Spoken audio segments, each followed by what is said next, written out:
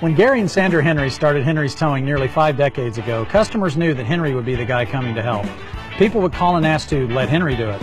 And as Springfield has grown, our family has grown as well, so there's always someone around to come help you out.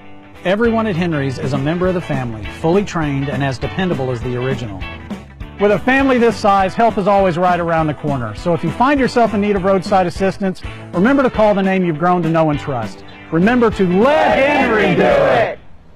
I need a change. My workouts are too boring. Oh, I've got an amazing workout for you. Hot yoga. I've lost weight and I'm more flexible. Try our community classes for only $8. Sumit's hot yoga. You are going to feel awesome.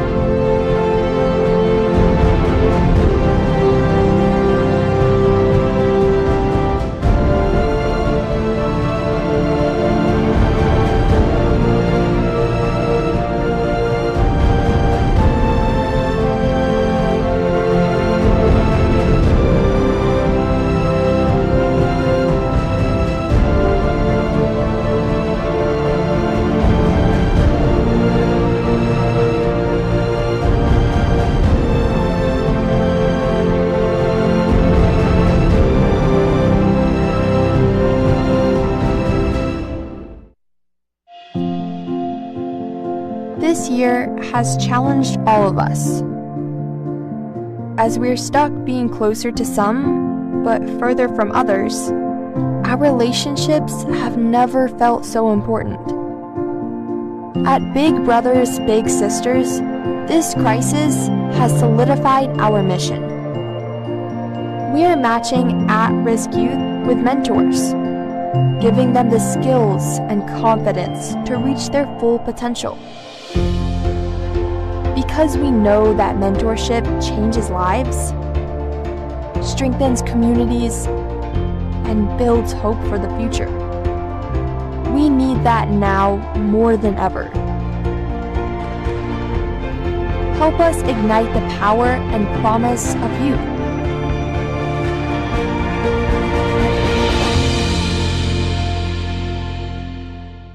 Do you ever wake up and feel like you're already out of energy? I haven't felt that way since I started doing yoga. You do yoga? Every morning. Best change I've ever made. Try our community classes for only $8. Sumit's hot yoga. You are going to feel awesome. Support local, give local. We hear it all the time, and when it comes to blood donation, there's an easy way to make sure your gift is being used in your community. Donors with Community Blood Center of the Ozarks provide every drop of blood, platelets, and convalescent plasma to patients in over 40 area hospitals. How do I know why that's important? Because my youngest daughter, Joselina, is alive today thanks to local blood donors. Find out how you can help at cbco.org. Local donors, local patients. That's the Community Blood Center of the Ozarks difference. I'm Nicole Cartmel with the Bank of Missouri. If you're in the market for a new home, you're probably spending a lot of time looking at real estate listings. But there's one main thing you need to do to narrow down your search. Get pre-qualified for a home loan. Mortgage loan officer Shannon Meissner is here. How does this help you to live well, bank well? Getting pre-qualified for a mortgage loan is definitely your first step. Pre-qualification allows you to determine early on how much money you can borrow to purchase a home in connection with your monthly budget. This way you know what homes to be watching the market for. We have lots of different loan options to fit everyone's unique needs. This way we can help you accomplish your homeownership dreams and goals. And the best part about pre-qualification is there's no cost. It's quick, easy, and it makes you a smart buyer. Thanks, Shannon. And of course, our mortgage loan officers like you are here to help you every step of the way. At the Bank of Missouri, we help you live well, bank well. The Bank of Missouri is an equal housing lender. Acme Towing Company. That's too far away. Let Henry's do it. Nah, we're ready to close. Let Henry's do it. Henry's is ready to take your call right now. From compacts to semis, Henry is here to help 24/7. Save yourself the hassle and make us your first call. Henry's gets there fast, offering multiple locations to serve the Ozarks. When you're stuck on the side of the road, make the right call. Let Henry do it.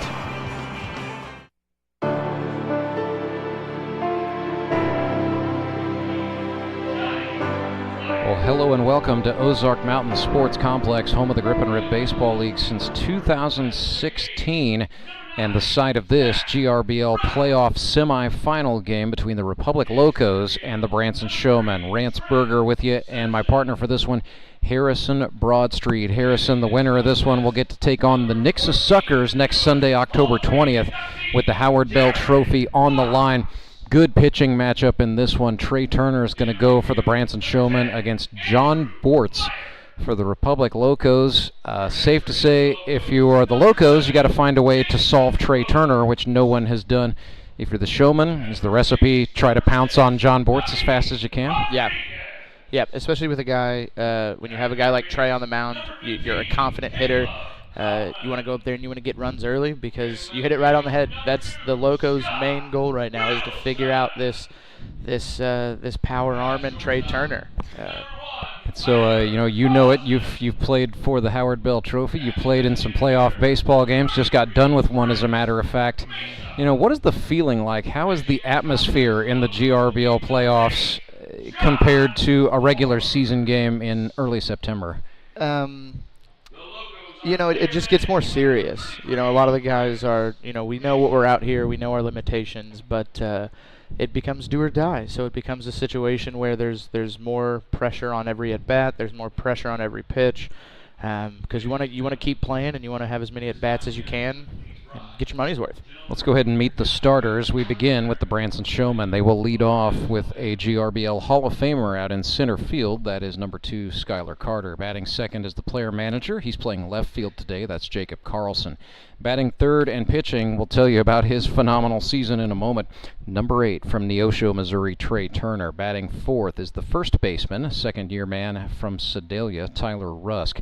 Batting fifth is the extra hitter. He's having a good year, from Rolla, Missouri, Toby Yorks. Batting sixth is the shortstop, number 5 from Maryland Heights, Missouri, Thomas McFarland. Batting seventh is another GRBL Hall of Famer. He's playing third base today, from Branson, Missouri, Justin Parker. Batting eighth is the second baseman from Rose Hill, Kansas, Ben Hammett. Batting ninth is the catcher, Alex Bird. And batting 10th, the right fielder from Nixa, Missouri, Chris Leggett. Batting for the Republic Locos, they will lead off with the hot-hitting second baseman, Zach Ralph. Batting second is the center fielder from Waynesville, Missouri, Trent Simpson. Batting third, just announced as the newest inductee into the Grip and Rip Baseball League Hall of Fame, catcher Jared Fox. Batting fourth is the right fielder. He wears number 10, rookie Andrew Meyer. Batting fifth is another rookie, the extra hitter from El Cajon, California, Jayson Rose. Batting sixth, wearing number 6, the first baseman from Caracas, Venezuela, David Rodriguez. Batting seventh is the third baseman, number 15, Caleb Kaufman. Batting eighth and playing left field today, the lefty from Neosho, Missouri, Scott Wilson. Batting in the 9 spot is the shortstop. He's from Marshfield, Missouri, Tyler Karlson. And batting 10th, the designated hitter and the player manager for these Republic Locos from Chicago, Illinois, Chris Mesa. Well, Street, we get our first look at the righty Jon Bortz, 43 years old, originally from Wisconsin. It's his third year in the Grip and Rip Baseball League, and it's also his third year as a member of the Republic Locos. Got good stuff when it's on, fastball slider change, and not afraid to do some funky stuff. Sometimes, typical Bortz inning might involve a fielder's choice or something a little out of sorts here and there, but all in all, it's been a good season for Bortz. 19 innings, 8 earned runs on 14 hits. He struck out 28 batters, walked just 4, and plunked 3, so it computes out to a 3.79 ERA. Dare I say, 2024 Bortz has been the best Bortz. Yeah, Bortz is one of those guys where you're not just tracking a baseball when he's attacking you. You're trying to pick up and decipher between an elbow and a knee and a shin. And, there's a term for it, a-holes and elbows coming at you. And, he's just a sidewinder who does some funky stuff. Sometimes he's got a really high leg kick on his follow-through. And he's one of those guys that, we talk a lot about those sliders that don't slide enough or those two-seamers that run a little much. He's a guy that works inside, so he might hit a couple guys. And with a lineup like the Showmen, you can't give them free passes. You got to make them earn everything they're going to get, and you can't just start putting guys on base for some of these power bats. So the Branson Showmen, played the Republic Locos once this season. It was back on September 8th, so more than a month ago. It was an 11-3 victory for the Showmen. They had a pretty good day. 5-inning pitching performance from Tyler Abma that day, so a little bit of a change in the lineup. And a change for the Locos as well. They started Jayson Rose that day on the mound, and here they are starting Jon Bortz. So switcheroos for both squads, at least as far as the pitching goes. The Showman team advanced to this game by defeating the Ozark Mountain Ducks 7-2 in the playoff eliminators, a game in which we saw Trey Turner pitch 5 shutout innings, and then Marcus Rader came on at the end and slammed the door. Here's Skylar Carter stepping in. Yeah, we'll see. You know, that's the big storyline here is being able to potentially, you know, put one up on Trey. That's going to be their big focus. Power arm, trying to get guys on base.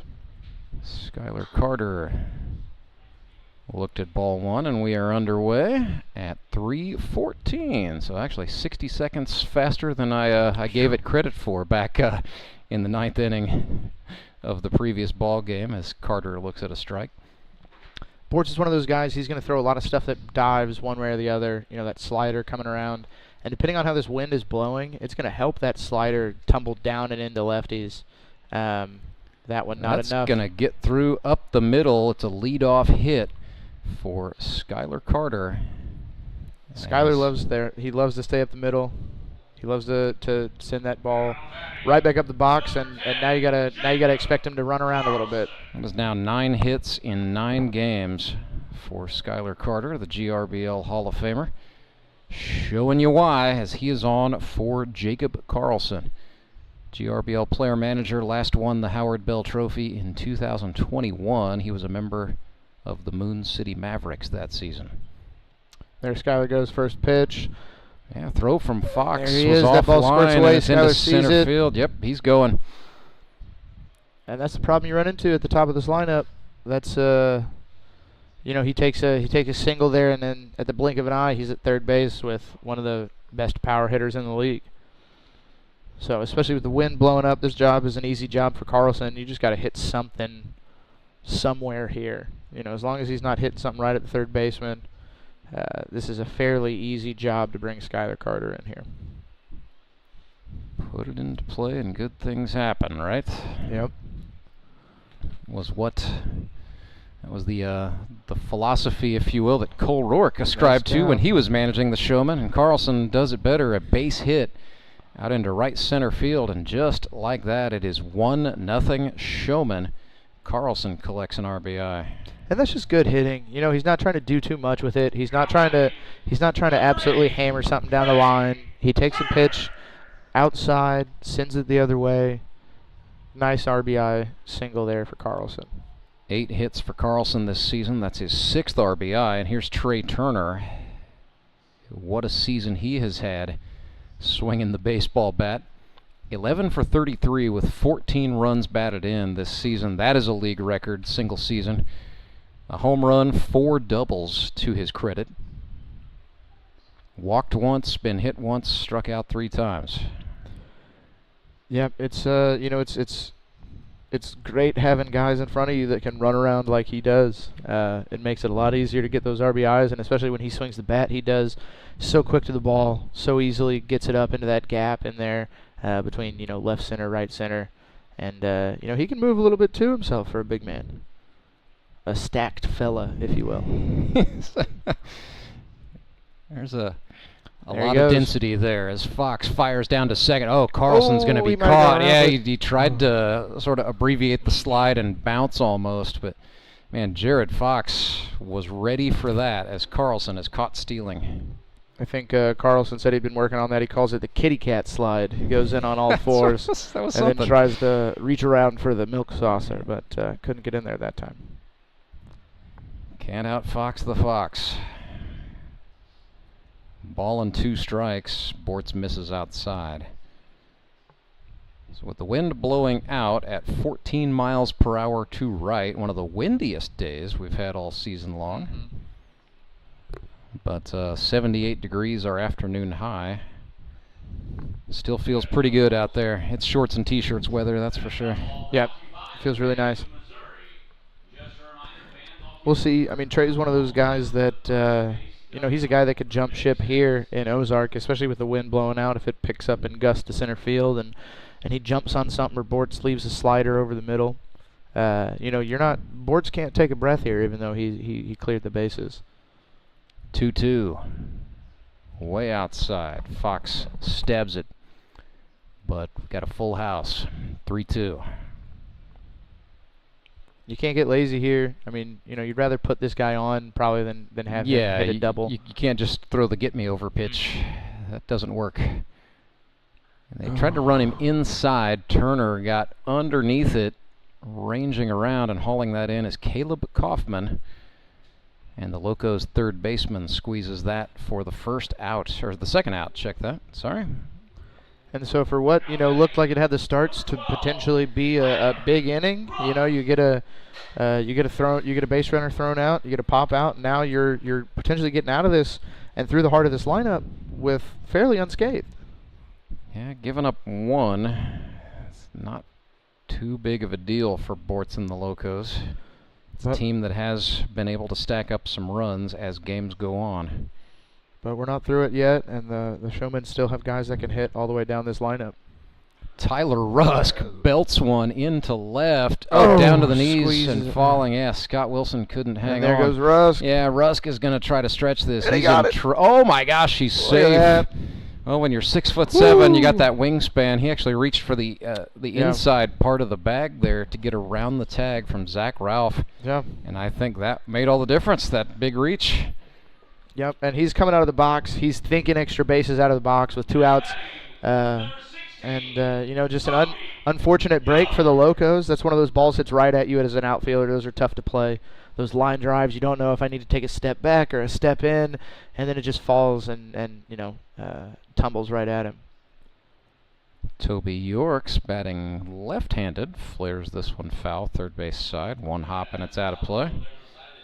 I've never been humbled as I was last week. Toby's right-handed double. Yeah, that was YouTube Gold Street. Yeah, that was great. We want more bold predictions. And that's what I said. Fans at home said, yeah, we want him to go out on more limbs. And I think I'm going to eventually. Toby is underneath that one. Back goes the shortstop Karlson, and we've seen a lot of that today. Like we mentioned, the wind at 13 or 14 miles per hour. A lot of dancing as balls come settling down. Big factor down here. It's what you got to do. Karlson hangs on. 1-0 Showmen. A hit from Skylar Carter and an RBI base hit from Jacob Karlson. So Showmen with an early advantage. Trey Turner goes to the pitcher's mound for the first time when we come back. When Gary and Sandra Henry started Henry's Towing nearly 5 decades ago, customers knew that Henry would be the guy coming to help. People would call and ask to let Henry do it. And as Springfield has grown, our family has grown as well, so there's always someone around to come help you out. Everyone at Henry's is a member of the family, fully trained and as dependable as the original. With a family this size, help is always right around the corner. So if you find yourself in need of roadside assistance, remember to call the name you've grown to know and trust. Remember to let Henry do it! I need to change. My workouts are too boring. Oh, I've got an amazing workout for you. Hot yoga. I've lost weight and I'm more flexible. Try our community classes for only $8. Sumit's Hot Yoga. You are going to feel awesome!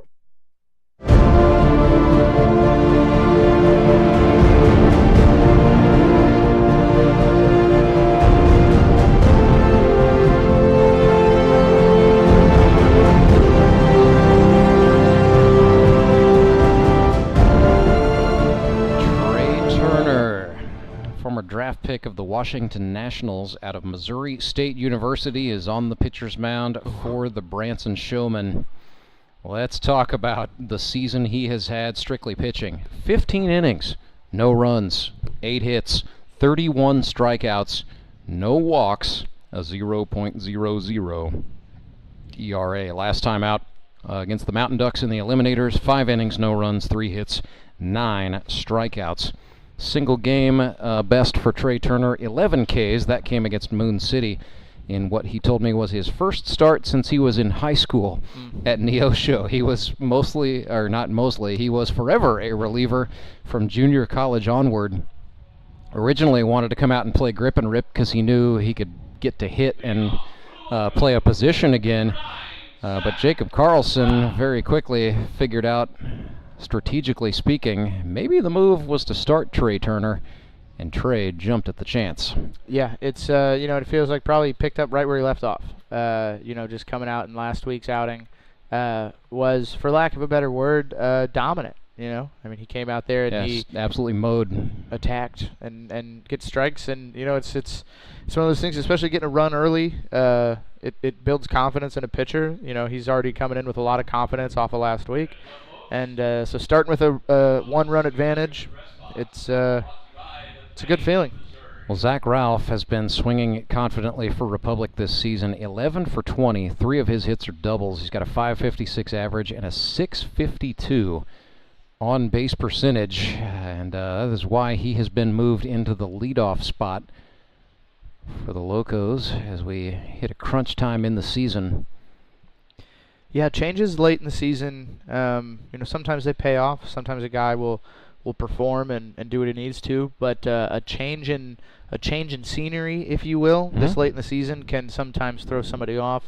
Because the way a hitter gets attacked is different from the top of the lineup to the bottom of the lineup. That's something you don't see a lot. You don't see a drop third strike on a fastball down the heart of the plate. Yeah. But that's how hard he throws.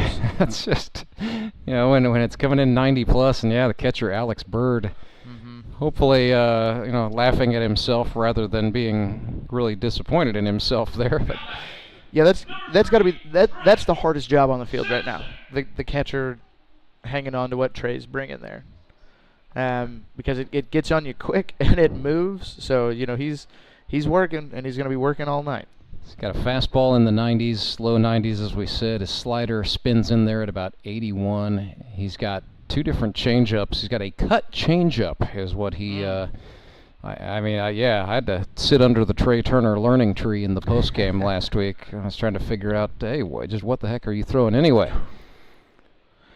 As Trent Simpson swung, and then Bird, again had one kind of go through the wickets there.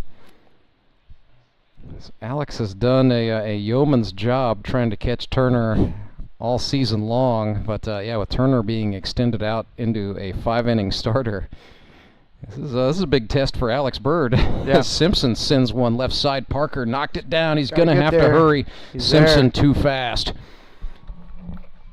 And that's what you're going to try to have to do. If you're the Locos, you're going to have to try to just get guys on in any way possible. Put the ball in play, put pressure on these fielders, because that's another thing that happens is when you have a pitcher that dominates, your defense kind of gets lulls to sleep. Because if you're not making a play but 1 for every 3 or 4 innings, it's kind of weird to think that your pitcher doing well can almost be a disadvantage to your defense. Can put your guys on their heels a little bit. Yeah. Jared Fox stands in the right-handed batter's box, 6 for 19 for the campaign with 4 runs batted in, 62 hits lifetime. Just this past week voted in to the Grip and Rip Baseball League Hall of Fame. He and his former teammate Brock Chaffin will be inducted on October 20th. I didn't know we were allowing Canadians in yet. He is the first Canadian in the GRBL Hall of Fame. I made it a point, when I called him and told him, I said, on behalf of the United States of America, congratulations, you're the first Canadian. Does he get a different jacket? I don't know. Does he get one with a maple leaf on it? I don't know. That'd be nice. That would be not a bad idea. We'll have to call the suit guy 2-1 to the almost Hall. He's not been inducted yet, so okay. He's a Hall of Fame inductee. Yeah, we can resend the invite. An electee, well, right? Yeah, 0 for 4 and forget it. Yeah. Fox got jammed up there. Good cut as he fouled it back. 2-2. And you can see in Fox's approach, that first pitch, you'll probably see it a lot of the Locos. They're having this yes, yes, no mentality of I got to get my foot down, I got to be ready to attack this fastball early, and if I see it's off speed or I see it might be up, I'm trying to hit those breaks. But for the most part, Trey Turner throws strikes, and that's the thing that's hard with a guy like this is that he's not going to get himself in trouble. So you have to take advantage of the opportunities that you get.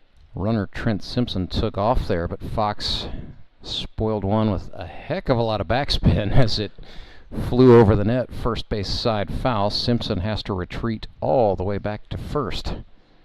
So we'll do a 2-2. Turner from the belt. Pausing here to think about Simpson, then comes home. It's a chopper that is going to get through. They're going to test the arm. Yes, they are. Oh, Leggett. Oh, goodness. Got him. Chris Leggett has a gun. He just got Trent Simpson. Is Trent all right? Bigger than Dallas. Simpson slow to get up. And that's Locos are going to need him in this ball game to go walk off whatever that was. Yeah, man, we're too old to be going first to third on a ground ball to the right side. That's he's what is his 4th year in the league, 3rd year in the league? It is, yeah, third. All right, well, give him another year or two. He'll hang up there at second. he's hanging on to his 20s, but yeah, he'll go back and look at that one again, I am sure. That was tough. I don't think Mesa's sending him. I think that was something that Trent had decided when he saw that ball get through. That's one of those things where you're being aggressive. You're trying to get a guy up to scoring position, but now you've hurt yourself, and you have 2 outs now to try to get a run in. 2 outs and a runner on second. That's Tommy Berg off the bench running for the catcher Jared Fox. GRBL allows runners for pitchers and catchers. That's a pace of play move. Can be a strategy move, although Jared Fox is actually not a bad base runner. As this is up the middle and stabbed by the shortstop McFarland. His throw to Rusk is in time, full splitsies. Locos say he was off. But this umpiring crew of Ed Browning and Brian Lozano say nope, that big old foot was on the bat. Oh, no, wait, time is called. Hold on now, they're going to go talk about it. So Lozano and Browning. Home plate umpire might have him off. Is he saying foot was off? Oh, ouch, in stereo. Oh. So a 6-3 in the books. I didn't see it, but if I know this crew, they probably got it wrong. Oh, come on now. Oh, what? I'm just detecting a little bit of salt on my taste buds there, Broadstreet. Yeah, So that is the 3rd out. Back with more right after this. Acme Towing Company. That's too far away. Let Henry's do it. Nah, we're ready to close. Let Henry's do it. Henry's is ready to take your call right now. From compacts to semis, Henry is here to help 24/7. Save yourself the hassle and make us your first call. Henry's gets there fast, offering multiple locations to serve the Ozarks. When you're stuck on the side of the road, make the right call. Let Henry do it. I'm William Beadle of Tolbert Beadle. Why would you call anyone else after a car accident? Tolbert Beadle has been right here in Missouri for decades. We know the local courts, and we know how to fight. You don't pay us a penny unless we win money for you. And we're not satisfied until we secure the largest settlement possible. With millions of dollars recovered, you know who to call. Tolbert Beadle, when you need justice.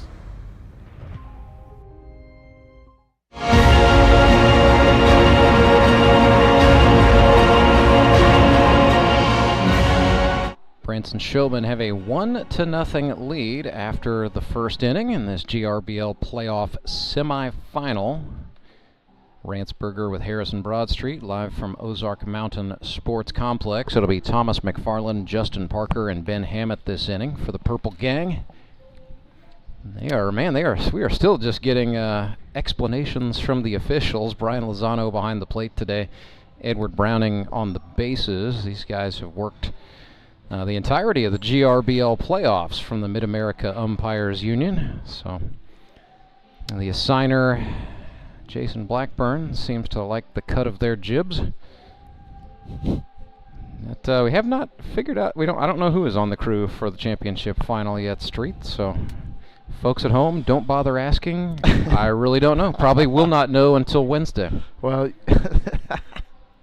I'm imagining there's one fan in the Grape and Rib who's just only a fan for the umpires. It's probably tune in to see how the umpires are doing.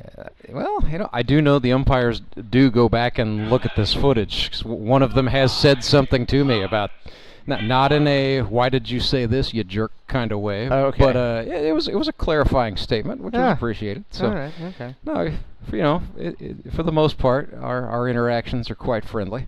Yep. Here's Thomas McFarland for the Showman. Don't know what it's like for you guys as players, but I would say from a staff standpoint, it's fine. I'm sure they're great guys, yeah. Thomas McFarland standing in here for the Showmen. He's been a plus defender. Just made a great play on the other side of the inning. Said he's a little disappointed to have drawn more walks than he has got hits this season, but he's walked 7 times in 8 games. Seen it well. Swung on and missed there. Bortz got him on the outer half. So ball and 2 strikes.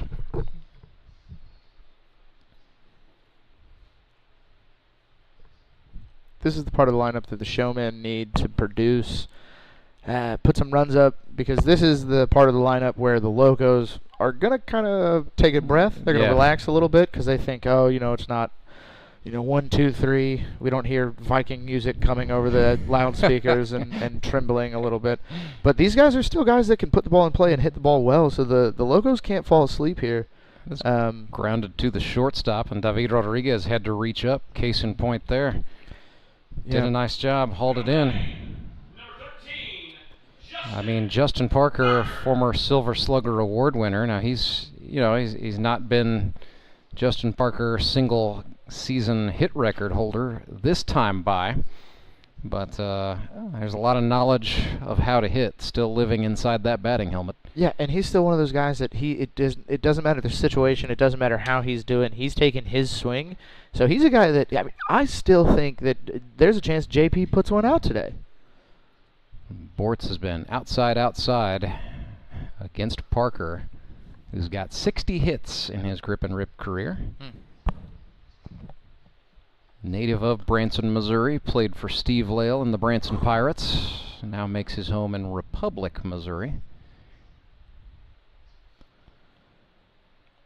And the Showmen even here, the Showmen turn their lineup over better than a lot of teams because they have that double leadoff at the bottom, basically. They've got guys that can run. The ball's hit hard. Yeah, it is to the second baseman, but up with it and making the play is Zach Ralph for the Locos for the second out. So yeah, we've kind of seen, I like that move of putting somebody who puts the ball into play and has a good set of wheels, in that last spot in the order. It's not meant to be you're batting last, forget about it or whatever. No, it's like your job is to wrap it around and set the table for the table setter, if you will. Yeah, because then you see Skyler slap a ball in and then they go first and third. That ball's hit hard. Yes, it is. Off of the bat of Ben Hammett into left field it goes, and no doubt base hit with 2 outs. Hammett is aboard for Alex Bird. Having your own facility's got to play great things for your swing. I mean, I would owning D-Bat and Nixa, which go check out D-Bat and Nixa that he owns with his family. Great guy, great facility, but no wonder he's looking so polished. He's come along as of late, Ben Hammett. Sort of did the same thing for the Metropolitans a season ago. Had an ice cold regular season and then just sort of went on a tear through the playoffs. There's quite a few guys like that. They got ice water in their veins. Alex Bird looks at a called strike. And just fountains of youth too. Just an ideal. I want to be in that shape next year, not just when I'm his age. Yeah, Hammett 47, and then on the flip side of that, you got Alex Bird. Yeah, young man, just out of college this past spring. He's even 1-1 with 43-year-old Jon Bortz here. Looked at a called strike, so Bortz has a little something going on the outer part of the plate against the Showman catcher. He's up 1-2. See if he goes back to it. And the runner goes. No, they go inside. Bird sends this one in the air to center on the run and hauling it in. Oh, there we go. That is Jayson Rose out there in center. So Trent Simpson did not go out. They used the DH Rose to go play center field that inning. So he must be banged up a little bit. Yeah, we'll keep an eye on that. That's going to be something to note going forward as they give Simpson a little bit of recovery time. 1-0 is the score. Showmen lead the Locos in the playoff semifinals, back with the bottom of the second. Support local, give local. We hear it all the time, and when it comes to blood donation, there's an easy way to make sure your gift is being used in your community. Donors with Community Blood Center of the Ozarks provide every drop of blood, platelets, and convalescent plasma to patients in over 40 area hospitals. How do I know why that's important? Because my youngest daughter, Jocelina, is alive today thanks to local blood donors. Find out how you can help at cbco.org. Local donors, local patients. That's the Community Blood Center of the Ozarks difference. When Gary and Sandra Henry started Henry's Towing nearly 5 decades ago, customers knew that Henry would be the guy coming to help. People would call and ask to let Henry do it. And as Springfield has grown, our family has grown as well, so there's always someone around to come help you out. Everyone at Henry's is a member of the family, fully trained and as dependable as the original. With a family this size, help is always right around the corner. So if you find yourself in need of roadside assistance, remember to call the name you've grown to know and trust. Remember to let Henry do it!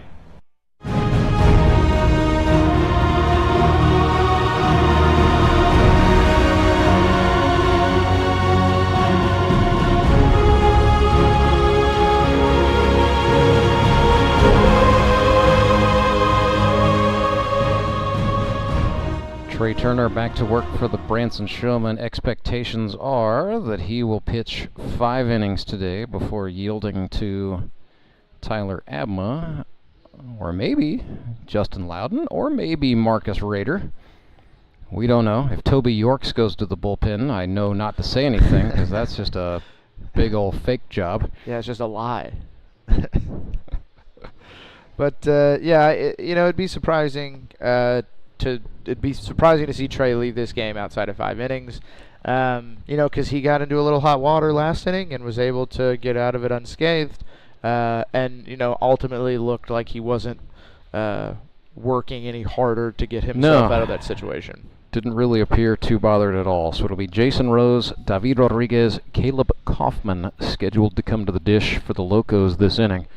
They have 1 hit to Branson's 3, but it's early days yet, just the bottom of the 2nd inning. Here at Ozark Mountain Sports Complex. It's Jayson Rose, the rookie from San Diego County, California. Hops in. He is 5 for 18 for the season, so hitting .278. Okay. Was a two-way standout in high school. Went to Utah, played in the Pac-12, and they took the bat out of his hands. Oh. And then was exclusively pitching during his 2 seasons in the minors with the Milwaukee Brewers organization. Now works for Delta Roofing. Oh. So a couple of ex-minor leaguers going at it here is the former Washington Nationals farmhand Trey Turner. Ooh. Yeah, that was moving. It was just down and away to Rose. Ball and 2 strikes. We talk a lot about... Ooh, get through there. Oh, my goodness. There it is. Rose squirts one through for the 6th hit of his GRBL career. That's a good one. It's a nice feather in the cap, just taking what's given and sending it the other way. And that's what you got to do against a guy who's throwing hard and looking to throw away on that outside corner. You just hit it the other way, and good things happen. Here's David Rodriguez. He'll stand in the left-handed batter's box. David's another guy that can jump ship with the wind blowing the way it is. Yes, sir. He's hit one out of this ballpark before. Yeah, he timed that one well, fouled it back to the screen. And guys like David aren't intimidated by velo. No. You know, they're not intimidated by a guy with a big arm. You might get him with a bender, but you're definitely not going to scare him with a fastball. If anything, he's excited. He enjoys the challenge. He likes to compete. If you get one by David Rodriguez, he'll just say, "Nice shot, man." Yep. And I appreciate it because he always brings his family, and it's wonderful. And it's a family ordeal because his kids were over on the Showman dugout blowing popcorn into I saw that. And I'm a big fan of the distraction tactic. I appreciate that it's a family ordeal out here for David and his family. 0-2, and then Rodriguez calls time, so no pitch. That was a tactical time call if ever I've seen one. Yep. Yeah, I feel like, David's been in the league for a long time. I feel like I've kind of watched his son Fabi grow up a little bit, but clearly he's not grown up enough that he's not willing to huck a few kernels. Ooh, down on strikes he goes. There. Yeah, Turner went to the off speed. That's a big strikeout for Turner, his second of the game, and it brings up Caleb Kaufman. And that's why he's so efficient, because I bet if you asked Trey if that's where he wanted to put that off-speed pitch, he'd probably say no. But he has such a powerful arm that he can miss a little bit, but because it's a change in velocity, he's able to be effective with it, because we don't have the practice of seeing the velo difference. Caleb Kaufman, sponsored by Worley Farm and Lawn Equipment in Wablo, Missouri. That's his hometown, and that's now where he is works at Wablo High School coaching baseball. Wablo. Off of Highway 54. Wablo. Woo! That is a hot shot liner out into center field. Nice base hit for Kaufman, his 6th of the season. More like Wablammy. Well, it's one typical Missouri town, French spelling, but without the French pronunciation. Yeah. So the batter will be Scott Wilson. And this is good. Couple of Neosho, Missouri guys going at it here. Scott Wilson went to Crowder College, although he's a little bit older than Trey Turner. Yep. But Scott Wilson's got a nice bat. He's hitting .333, 3 for 9, a triple.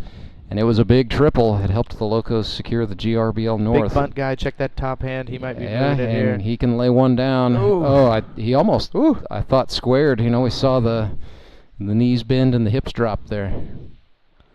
But that was running way outside. Yeah, I wouldn't be surprised to see a bunt. He's got a bunt single, matter of fact, this season, one of his hits. He's what you call a crafty veteran. And that's kind of why guys like Scott just find their way on rosters year after year. Yeah, they know ball, they know how to do things in situations, and they're not guys that are out pressured by a situation. 2-0 pitch. Ooh. Is down, and Turner's almost nibbling here against Wilson with 2 men on. Yeah, I mean, the big bat of Scott Wilson is a scary bat that you don't want to attack right at. I'm not trying to be disrespectful here. This is just goodness. 3-0. Ooh. Yeah, well, that was the heat. That's kind of what I've expected out of Turner. Yeah, maybe he's, Trey's a guy who probably let me work down in the zone. Let me try to get a double play here. Let me try to get out of this with one pitch. Now he's coming right at him. Indeed, that was the slider for a swinging strike. That may be the move if you're Turner, right? If you don't have the inning ender, have the out getter. Ooh. Breaking ball outside, and he walks Wilson to load them. 1 away. This is big for the Locos. Got the number 10 man in the order, Chris Mesa, coming to the dish. This is Karlson, sorry. Mesa's in the on-deck circle. The athlete formerly known as Little Murph, yes. Now has grown into his own player. He is, yeah. He's just Tyler Karlson, the kid from Hartville. And this is a big moment for him. This is a big name-making moment. He might go back to Little Clay if he doesn't live up to this moment. Turner runs one outside. Oh, goodness. Rose thought about it, but thought better and ended up back on third base. A little bit more trickle to that ball. We'd be singing a different tune. Trey's been a little more wild these last two batters than we've seen. Precision's not there. 1-0 swung on. The velocity's certainly still there. And that is the other side to this. Is at some point, at what point does he stop trying to get pretty, and he just says, "All right, here it is. What are you going to do with it over and over and over again?" 1-1 swung on. Yeah, I think we may be at that time of critical mass. Which does bring up an interesting question, because obviously he's probably arm-wise in better shape than a lot of guys here. But mentality-wise, it's something that he might not have been used to for a while. He's been coming out of the bullpen. Ooh, staying alive there. Swinging a foul tip from Karlson. But he's coming out of the bullpen. It changes your mentality a little bit. So we'll see. We'll see what happens here. We'll see if Karlson can come up big and find a way to get it to the manager Mesa. This may be one of those things that later in the game, like in the 4th inning, we talk about how important a quality at bat for Tyler Karlson was. You know, Trey Turner's last start, we saw the velocity start to go away in the 4th, and he was throwing more off speed. So that cut changeup come way more into play as his outing continued. So for the Locos, the longer this AB goes for Tyler Karlson, the better. Got him. Ran him on a slider looking, and a little look back from Karlson nonetheless. Karlson is not happy about that. He gone. So now it's Chris Mesa with the bases loaded. 2 outs this time. That was, he got him geared up with fastball. He hit fouls off 2, sees 3, 4 fastballs in a row. It's a tough at bat at that point. It's a situation where he's got 3 or 4 pitches he can throw you. You got to get your foot down ready for the velo. That's a tough at bat, but another guy who's not scared of the velo is Chris Mesa. Yep. And we'll see what he can do. Chris Mesa's been having his best season at the plate in a long time, since 2019, statistically speaking, as a matter of fact. 5 for 12 with a couple of RBIs. Yeah, and I think a little bit of it is due to the fact that he has 3 or 4 different arm accessories on at one time. Got to put on more stuff, and you get more hits. Yeah, that's what I mean. It's a proven strategy, and we'll see if he can come up big for his own team here. The 1-1. Oh. Yeah, nothing fancy there. Turner just reached back and sent one. It is 1-2. So he's been liking to throw that cutter, slider inside to get it to break and catch him looking. We'll see what he does. No, tried another fastball and overthrew it. And I kind of noticed, Turner looking back toward the wall. So he's getting a little frustrated with his command at this juncture. Big situation, big payoff pitch right here for Mesa. Oh. Swing and a foul ball, lifted, tailing, foul, out of here. And that's the danger with a guy like Trey Turner, is that if a guy, even if he doesn't put a great swing on it, he's supplying some velo for him. That ball is going to fly.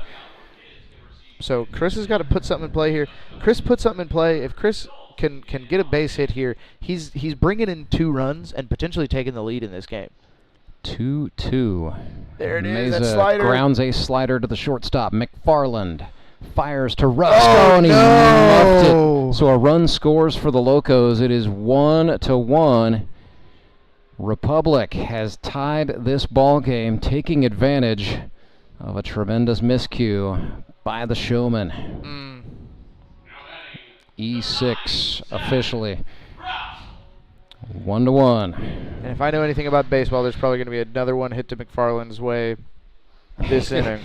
Ball has a way of finding the guy who's hanging his head, perhaps, as there's a strike to Zach Ralph. Bases are still loaded, rather. And I feel bad for Zach Ralph right now because he's getting every ounce of velo that Trey has. This is swung on and chopped. It is into play. What? Turner's throw across to Rusk. Yeah, they do call fair ball. Ralph thinking that was foul, but the plate umpire, Brian Lozano, says, yeah, friend, I mean, I can't do it for you. You're out. Uh-oh. Oh, no. Dialogue is continuing, and Zach Ralph is being pushed I don't into like his own dugout. Nope, don't like that. If you are the Locos, any way you slice it, that's not good. Chris Mesa is going to go engage in a diplomacy mission here. So 1-1 is the score. We go to the top of the 3rd when we come back from this break. I'm Nicole Cartmel with the Bank of Missouri. Whether you're looking to pay bills or make a big purchase, sometimes you need cash quickly to take that next step. A consumer loan might be a perfect option to help you live well, bank well. Sonia McClendon, one of our branch managers, is here to explain. Thank you, Nicole. We provide personal consumer loans for almost any purpose, from building your credit to financing that new car. We offer competitive rates, and decisions are made locally so we can get you the money that you need quickly. But what makes our consumer loans unique is that personal touch. For example, I recently worked with a customer to secure a loan for a horse trailer. He could have went elsewhere, but he chose to work with his bank because of that personal relationship that we've built with him.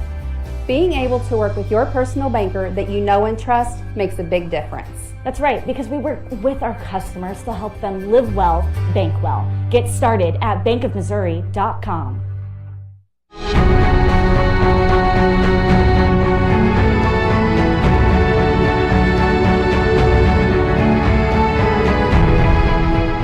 We have a brand new ball game, 1-1. Showmen and Locos knotted up, headed to inning number 3. Still Jon Bortz on the hill for the Locos. It'll be decision time after he gets out of this inning. Due up for Branson, it'll be the 10-1-2. So Chris Leggett, Skylar Carter, Jacob Karlson. Meaty part of the batting order. And an important juncture for Jon Bortz. Be a big momentum swing if he can shut the Purple Gang down right here. Yep, that's what you need. You need a good inning out of your starter. You need a 0 here, and it starts with Leggett. You cannot get Leggett. You cannot let him get on here, and you got to try to keep Skylar Carter off the bases. You got to keep this speed off of the bases here. Chris Leggett's 4 for 8 in limited plate appearances this season. Couple of RBIs and a triple to his credit. Bortz starts him off with a slider. This is hit to the shortstop. Karlson, one hop to the throw. It's not in time. Leggett too quick. And that's a tough play. I mean, that's outside of barehanding that thing, and outside of having a little more gifts from above. That's the best that Karlson can do there. With the speed that Leggett has. He didn't do anything wrong. Nope. Chris just hit that far, or deep enough rather, in the hole to the shortstop that he was able to leg out the throw. Ralph seems to still be having some words with the umpire. I would be surprised if Ralph makes it through this game. I say at the rate he's going, he is gunning for a seat. Skylar Carter steps in. Locos defensively playing him to pull, and their corner infielders are guarding the lines. There's a check throw. And this is the speediest part of the Branson order as well. Yeah, this isn't where you need to play him. Ralph needs to be more up the middle of the field. They're not, even if he hits a ball to him, they're probably not going to double him off. They might get Leggett, but there's no chance of getting Skylar from there. And Skylar loves to work the middle here. So I don't agree with this positioning much, but we'll see if it pays off, and we'll see if I can keep being wrong. Here comes the liner, right? Mm-hmm. Another check throw, man. Jon Bortz being patient says, I don't care what the Showman fans think. I like it. I'm gonna hold. Bring on the Boo Birds. Because he's getting a huge lead. I mean, it's. Bortz went to the fastball. That's in the air, center field. Trent Simpson back into the ball game. Ooh, makes the off. catch, and then, got the... took a shot, but Leggett got back safely. It's a dangerous thing to do because Leggett has enough speed to see that out of his hand, get back to first, and potentially take off towards second. So we'll see if... And especially now that Leggett has seen it. Yeah. We'll see if it's something he puts in his mind, but still a chance that Leggett goes here. And just one away. And again, I'm struggling with how the Locos are aligning themselves because I feel like they're giving Karlson his power alley here. Yes, they are. They are shifted over, playing him to pull it. And they're giving him all sorts of space to work with on the right side, and then they're also giving him a big gap in left center. Yeah, they're playing him opposite in the infield and the outfield. This is popped. Rodriguez ranging back. He's going to have a It's a fair ball. And that does dip down. It's fair. Leggett having to absolutely jet, but he dives head first to the bag at second base. So a little bit of a Texas League blooper on a day when the wind is blowing 14 miles per hour and you've got an absolute rocket ship runner in front of you. That went absolutely as well as it could go for the Showman. Yeah, I mean, and Ralph made a good play on that. He put a a throw. He got rid of the ball early. He put a ball near the bag, and unless it's Leggett or maybe Skylar Carter or a few handful of other people in the league, he's getting that guy out there. So here's Turner, one out. Runners on first and second. Big lead from Leggett off of second base. Now we see Trent shifted over in that gap a little bit more, and he's going to shoot it right the other way. Yeah, that is to right, and that is back. Yeah, off of the wall it goes. Showmen are going to send one. They're going to send two. Throw goes to third. Oh, yeah, they threw it behind it, and that is now 3-1. It's a 2 RBI hit from Trey Turner, who now has 16 RBIs in 9 games. The guy can hit, man. It's just unreal. The guy can hit. The guy can swing it. He can throw it.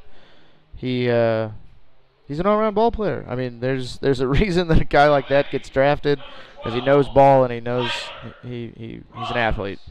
So they are going to run for the pitcher. Josh Wilbanks is coming on to run for Turner, who will now think about mowing down the Locos in the bottom of the third. Josh may be thinking about trying to take off for third base. Here is Tyler Rusk. We'll see. Hopefully, hopefully he's smart about it. Rusk is a guy that can drive you in from there, so you want to give him the opportunity to do such. But heck, Oh, that is. There it is. Well, foul ball. Oh my goodness, that's just by a whisker foul down the left field line. T. Rusk. They can't. The Locos can't let this inning get any worse. The Locos have got to stop the bleeding here. Indeed. And they got to get their bats back up.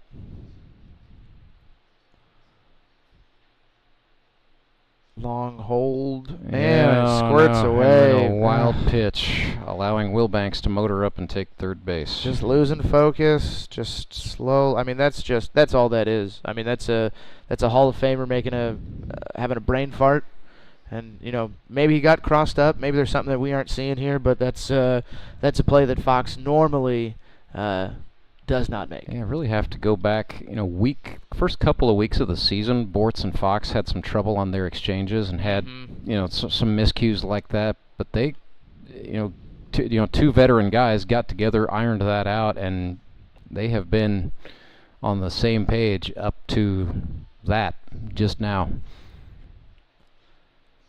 Ball and 2 strikes for Tyler Rusk. Jon Bortz trying to squirm out of this somehow. Misses high and outside. Counts back even, 2-2. And you're not through it. I mean, you're still in the thick of it here for Bortz. He's got to keep making pitches and. Yep, that is swung on and lifted to center. Yep, Simpson will squeeze it, but it is deep enough that Josh Wilbanks is going to tag up and score that. And Josh, ran that like his hair was on fire. Anyway, didn't need to, but did it anyway. Yep. The old U.S. Marine from Texas showing off those running legs. And Fox is frustrated with himself. He hit his mask on his thigh a little bit there. He's frustrated because he feels that that's a little bit on him. But this is they gotta get out of this here. It can get worse, but if they get out of it here, it's still a very manageable situation for the Locos. 4-1. Showmen have now scored 3 runs in the inning. 2 away, nobody on for Toby Yorks. Who, got the hips back. I was gonna say, flew out to short first time up.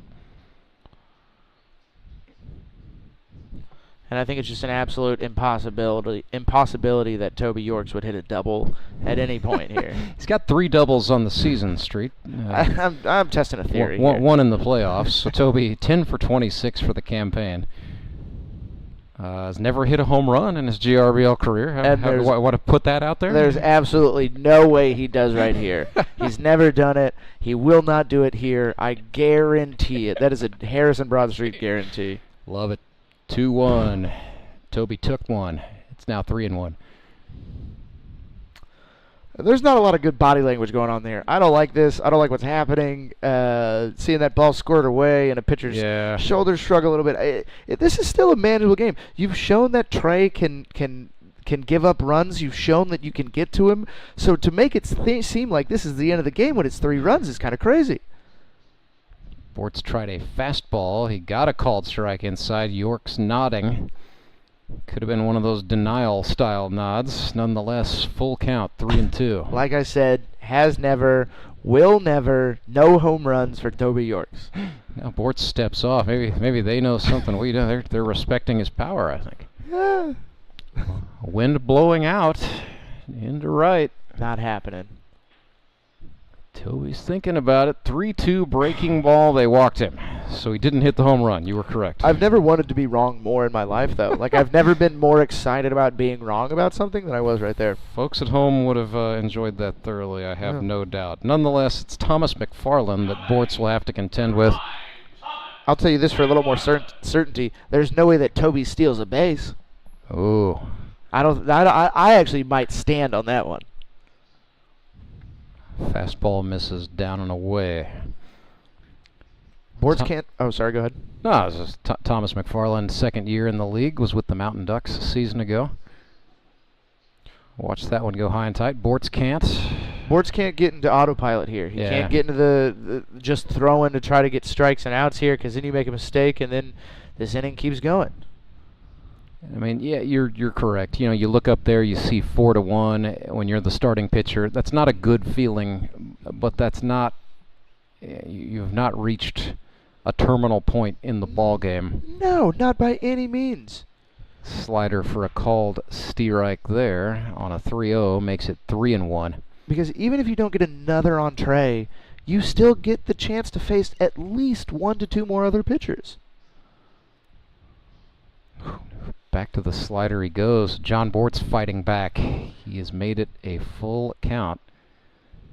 See if he trusts his fastball here, if he goes back to that slider that he's been able to get strikes with. 3-2 payoff. Got him. Punched him out with the heat. Jon Bortz gets Thomas McFarland and gets out of the inning, but not before the Branson Showmen put 3 runs on the board, 2 RBIs off the double from Trey Turner, and then a sacrifice fly off the bat of Tyler Rusk, make it 4-1. The winner of this game advances to the GRBL's Howard Bell Trophy Championship game. Back with more of this semifinal after a quick timeout. I'm William Beadle from Tolbert Beadle. It only takes 1 second for a person to be involved in an accident. And when the worst occurs, there's only one person that matters: you. At Tolbert Beadle, we want to be the one you call for help. We're the one to get you the compensation you deserve from the insurance companies. Call us today and find out if you have a case. The consultation is always free. Tolbert Beadle, when you need justice. Do you ever wake up and feel like you're already out of energy? I haven't felt that way since I started doing yoga. You do yoga? Every morning. Best change I've ever made. Try our community classes for only $8. Sumit's hot yoga. You are going to feel awesome.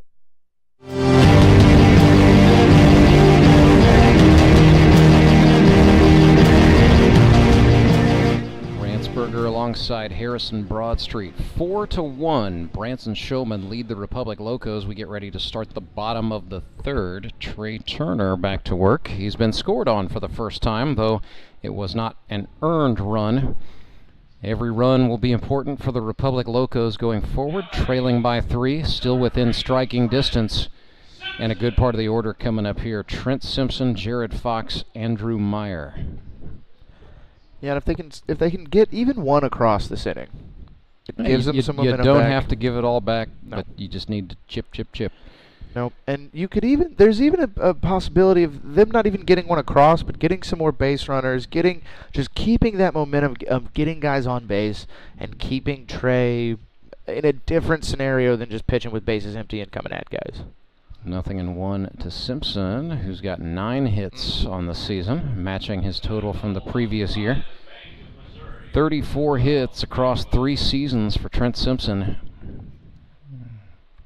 We're starting to see that approach for more of these hitters, trying to just slap something the other way, not trying to overpower their swings, but let that velocity from Trey come into effect and just poke something the other way. See, the infielders for the Showmen are playing Simpson to go the other way. They're giving him a huge gap between the first baseman and the second baseman on the pull side. Yeah, but they're playing him that way for second, but it seems McFarland's playing him to push it up the middle a little bit. And then Chris Leggett, the right fielder, is in a little bit, like they think he might just pull one to shallow right.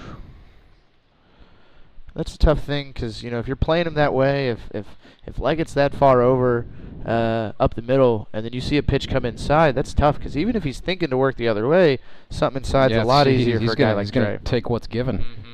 2-2. Nope. That one went outside. Simpson checked, and it's too far outside to the liking of the plate umpire, Brian Lozano. This is a great at-bat to start the inning with. Yeah, this is good work from Simpson, making Turner work. Oh, and a looking strikeout. So Simpson goes down on strikes. That's 4 strikeouts for Turner. And the batter is Jared Fox. 1 for 2 today with a single. So 7 hits on the season. Yep, so they, gotta do a full count. Hopefully we can, hopefully we get another at bat, get another quality at bat here. Another base hit for Fox would be nice. Locos definitely, oh goodness. right as Fox got folded like a lawn chair. I was going to say they were doing a nice job of hurting Trey Turner's pitch economy a little bit. We've seen a lot of 2-2s, a lot of full counts. So they're making him work on a day where he's probably not entirely satisfied with his command. Try to go right back to it. Yes, he did, and it wasn't there. Ball on a strike. Fox is a smart hitter. Fox is a good hitter. He's a guy who he's going to hunt his pitch. He's looking for a fastball here, probably looking for something to drive, just like he did his last AB. Went down and away. It's 2-1. Credit Turner for being a gamer. On a day where the stuff's not what you want it to be, he's still hanging in there, competing well as he gets Fox to swing at strike 2. Yeah, it's really nice when your stuff isn't there. Your stuff is still 90, right? Your stuff is still your stuff is still plus for the grip and rip. So even being off, as long as he's near the zone, he can be efficient. And down on strikes goes Fox. And you can see the battle, but that's what separates good from great, is making pitches like that one. Back-to-back strikeouts for Turner, and we go to the Locos cleanup hitter. This is Andrew Meyer, rookie out of Missouri Western State, sponsored by Springfield Cornhole. Apparently he's the Rob Manfred of Cornhole in Springfield, Missouri. Really? I didn't know Cornhole needed a Rob Manfred. Or Bud Selig, or, insert your favorites. I don't know. People don't like Roger Goodell, so I'm not going to make that Tony comparison. Lewis? Tony Lewis. There you go. He's the Tony Lewis of the bags and boards game. Huh. It's serious business. So, is there a professional league here in Springfield? It's organized. I don't know a whole lot about it, but now that I've got this connection with Meyer coming into the league, I'm gonna have to go check it out. Maybe see if they got a YouTube channel. Maybe they need a play-by-play guy. All right, we'll see if he can put one on the board here. Woo! Chopper to Tyler Rusk, who waited back on that ball to get to him. It's a nonchalant play there. That was maybe a little too nonchalant for some of the old schoolers, but he got the out nonetheless. So 3 up and 3 down. That's a big inning for Trey Turner, and he and the Showmen lead this thing 4-1 as we get ready to go to the 4th. Back with more Grip and Rib baseball in a moment. I'm Nicole Cartmel with the Bank of Missouri. The risk of losing your hard-earned money to scams is real, especially the scammers sending out fake communications. And that's why we're talking to our Director of Fraud Mitigation, Corey Gerstenschlager. He's got some good practices to help keep your money safe. Thank you, Nicole. Yes, often we're seeing that people are being contacted by scammers through text message, phone calls, or emails, posing as legitimate companies or even your bank, trying to persuade you into providing sensitive information like passwords and things of that nature, sometimes even asking you to send them money. If you receive any kind of communication like this and you didn't ask for it, that's a good red flag that it isn't legitimate.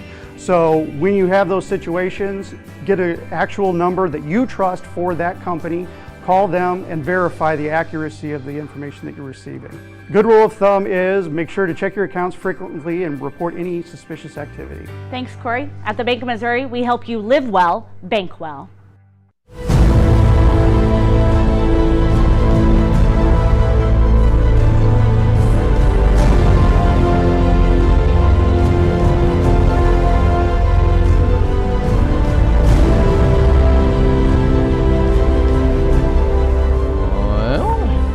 Chess pieces being moved here for the Republic Locos. They will stick with Jon Bortz. That means he's going to have the 3+ inning designation for the Crazy Train in this one. Team will still have to make 2 Henry's towing pitching changes before 9 innings are over. Bortz can throw to the end of the 5th, and any reliever who comes on for the Locos from this point forward will be limited to a maximum of 3 innings. So, big move here, keeping the ball in Jon Bortz's hand as Justin Parker sends one to the shortstop. Karlson charging in, guns it across to David Rodriguez for the out. And for those of you who might not be sure why that is such a stretch for Bortz, because you're betting 2 innings on him here. You're saying that, hey, you're not only going to get me through this one, you're going to get me through the next one as well. So if they set him up for this tag and then he gets touched up a little bit this inning and he has to get pulled out, you've wasted that tag on somebody who's not even going to go those 5 innings. Have to go back to August 18th. That was the last time Jon Bortz went 5 innings. That was the Wasp game for you and me, Street. So it was, game got a little bit overshadowed by some press box stuff. I was going to say, how could I have forgotten his performance during that game? Well, he was nothing like a guy. He was perfect for 4 2/3 that day, and then got touched up a little bit there at the tail end. So got the stress of a guy who was up to that point pitching a perfect game, and then Wasps invaded the press box. Go back and find that on the GRBL's YouTube channel. Bortz is throwing a lot of sliders now. He is. Getting away from the fastball. You know, it's another trip through the order here for the Showmen. Ooh, God. And wow, got Ben Hammett looking. It's a big out right there. It's a very big out. That's a great way to start the inning. We'll keep an eye out here though, because I think Bortz is losing a little faith in his fastball. He was missing a lot with it last inning, and he started Hammett out with 2 sliders, and color me wrong again. Throws a heater to Alex Bird there. Well, that may have been also too. Jared Fox, the catcher, said, "Okay, like let's go back to it." You know, Fox, a veteran and electee to the Hall of Fame, as a matter of fact, and it's quickly 0-2. So Johnny B is dialing it in here in the 4th. Never lost confidence in his fastball. No kidding. That one misses outside. But this would be a quick. If he can get in and out of here quickly, it's a big one. Be a big 4th for sure. Can't let Trey just sit there and get comfortable. They throw the slider there. Alex Bird an inning. Got bent, and 3 up, 3 down, 2 strikeouts. Jon Bortz answered the call and then some for the Republic Locos. 4-1. Showmen have the lead. Bottom of the 4th is next. When Gary and Sandra Henry started Henry's Towing nearly 5 decades ago, customers knew that Henry would be the guy coming to help. People would call and ask to let Henry do it. And as Springfield has grown, our family has grown as well, so there's always someone around to come help you out. Everyone at Henry's is a member of the family, fully trained and as dependable as the original. With a family this size, help is always right around the corner. So if you find yourself in need of roadside assistance, remember to call the name you've grown to know and trust. Remember to let Henry do it! I'm William Beadle of Tolbert Beadle. Workplace injury? You can't afford to be financially set back. In Missouri, all workers' compensation laws are found in Chapter 287 of the Missouri statutes. You need an attorney who knows these laws and has worked with them over the past 25 years to help injured workers. The call is free. The results are exceptional. We've won millions of dollars for our clients over the years. Tolbert Beadle, when you need justice.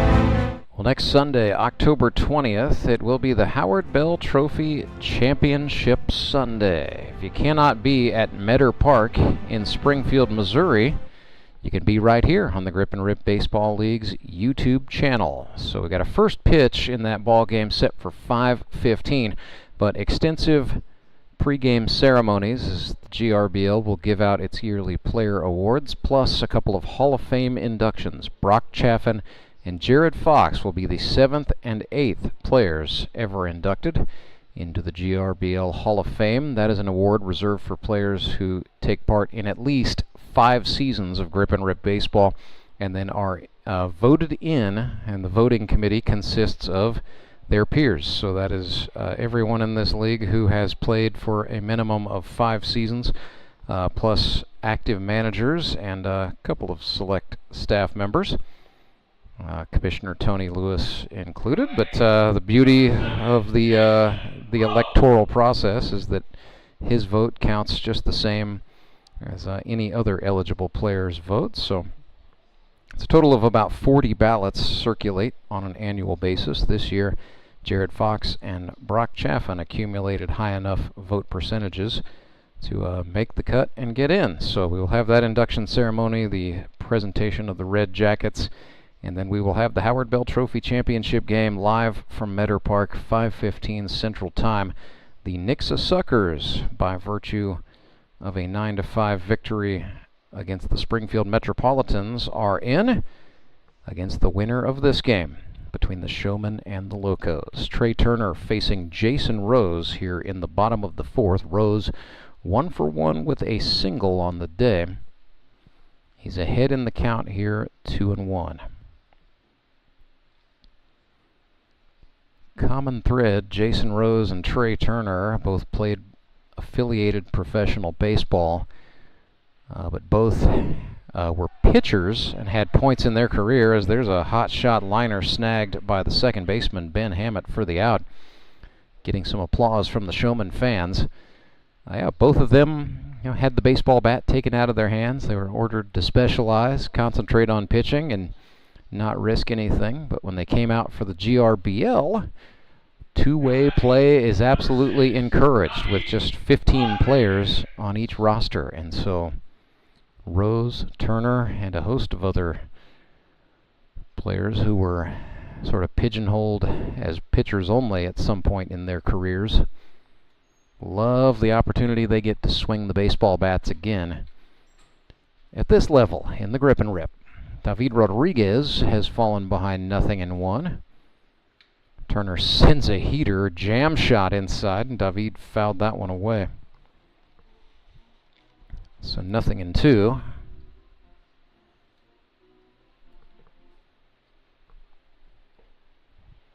Rodriguez went down on strikes last time up.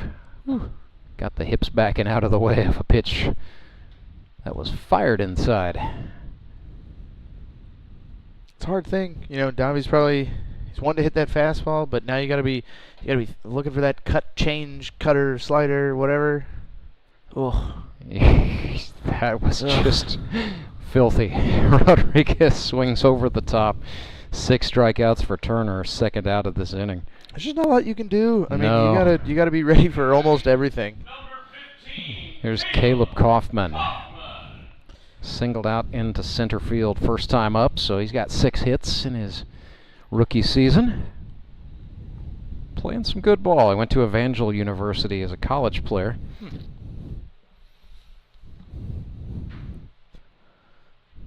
Whoa, yes he did. Turner got him on a slider. Again, that one usually sits at about 81. But for the Locos, you got to keep pushing here. You got 2 more innings of seeing him, and then the nightmare's over, and then you get to lock in and try to hit somebody else, right? Who's going to feel like a world difference, because they're going to be bringing it in 10 to 15 miles an hour slower. 1-1 to Kaufman. Oh. That looked like that cut change. It's strike 2, whatever it was. Could have been a UFO for all I know. Well, yeah, for a lot of the Locos hitters, it probably is a UFO. Unidentifiable. Oh, yeah, went to the off speed again, that time on the inner half, and Kaufman can just watch. That's disgustingly impressive. 7 strikeouts for Turner in the ball game. That's back-to-back scoreless innings for him as he has settled down. He's allowed 1 run, but it was unearned. 4-1 is the score. Branson Showmen lead the Republic Locos. Back with inning number 5 right after this. Remanufacturing isn't just a process, it's a legacy. From the seasoned hands of our experts to the eager spirit of the new generation, we bridge the gap by bringing together knowledge and innovation. We are one team with diverse experiences. We are moving toward one goal to ensure our future thrives. We are on one mission to pass down wisdom and embrace the new, ensuring the earth flourishes for generations to come. We are CNH Reman.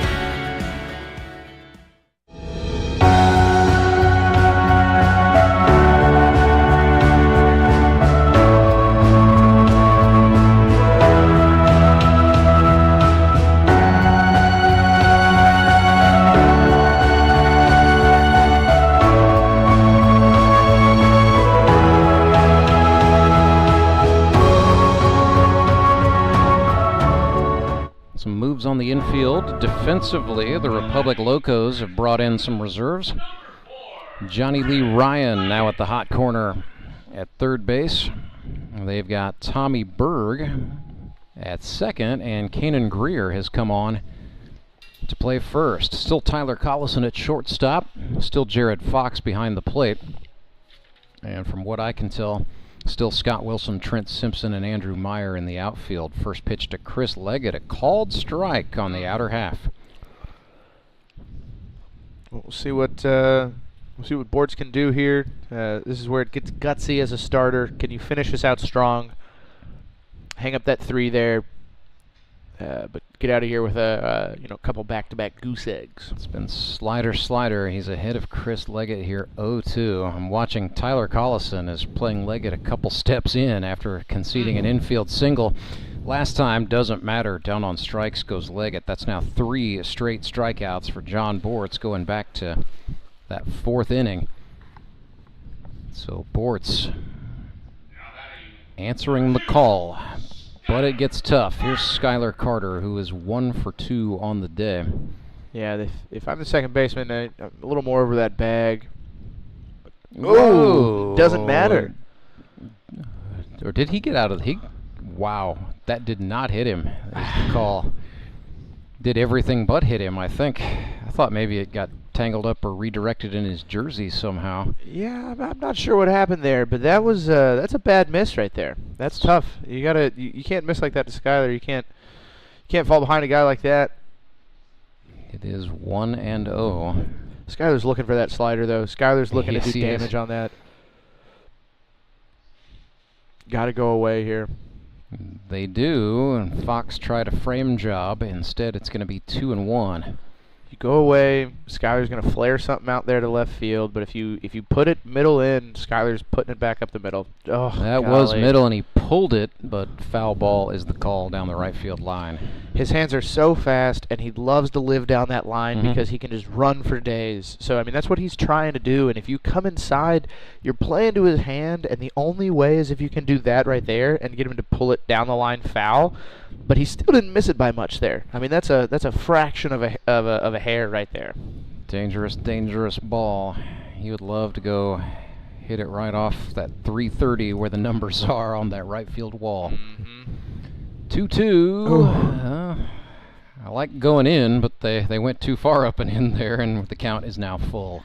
He's not a guy who strikes out a lot, so it'll be interesting to see what we do here. Oh, there it is. Sat back on the breaking pitch. This is flared foul. Went away. Yeah, but Johnny Lee Ryan there at the third base coach's box is able to track it, and the Locos third baseman hauls it in for the out. Yeah, now you got to face Norse mythology before you can get out of this inning. All right. I mean, Jacob Karlson is just 2 for 2 with an RBI today. Yeah. You know, that's all. Yeah, when you've got to face a few Vikings in the lineup back to back, it gets it gets tough. Karlson 9 for 29 for the season, a home run, 2 triples, 3 doubles. Because he's a guy we've been seeing a lot more sliders. It's a mistake guy that you want to stay away from. They throw them the slider there. Karlson was trying to swing out of his shoes. Instead, came up empty, and it's 1-1. He's trying to send a ball to Valhalla. ball holla, if you will. That's where baseballs go. 1 and 2.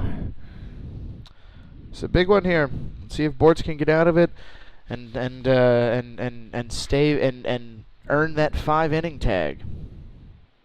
Went with the fastball. Karlson puts it into center, and that will get down in front of Trent Simpson, who was understandably playing him deep. And so Jacob Karlson now 3 for 3 on the day. That ball is spanked.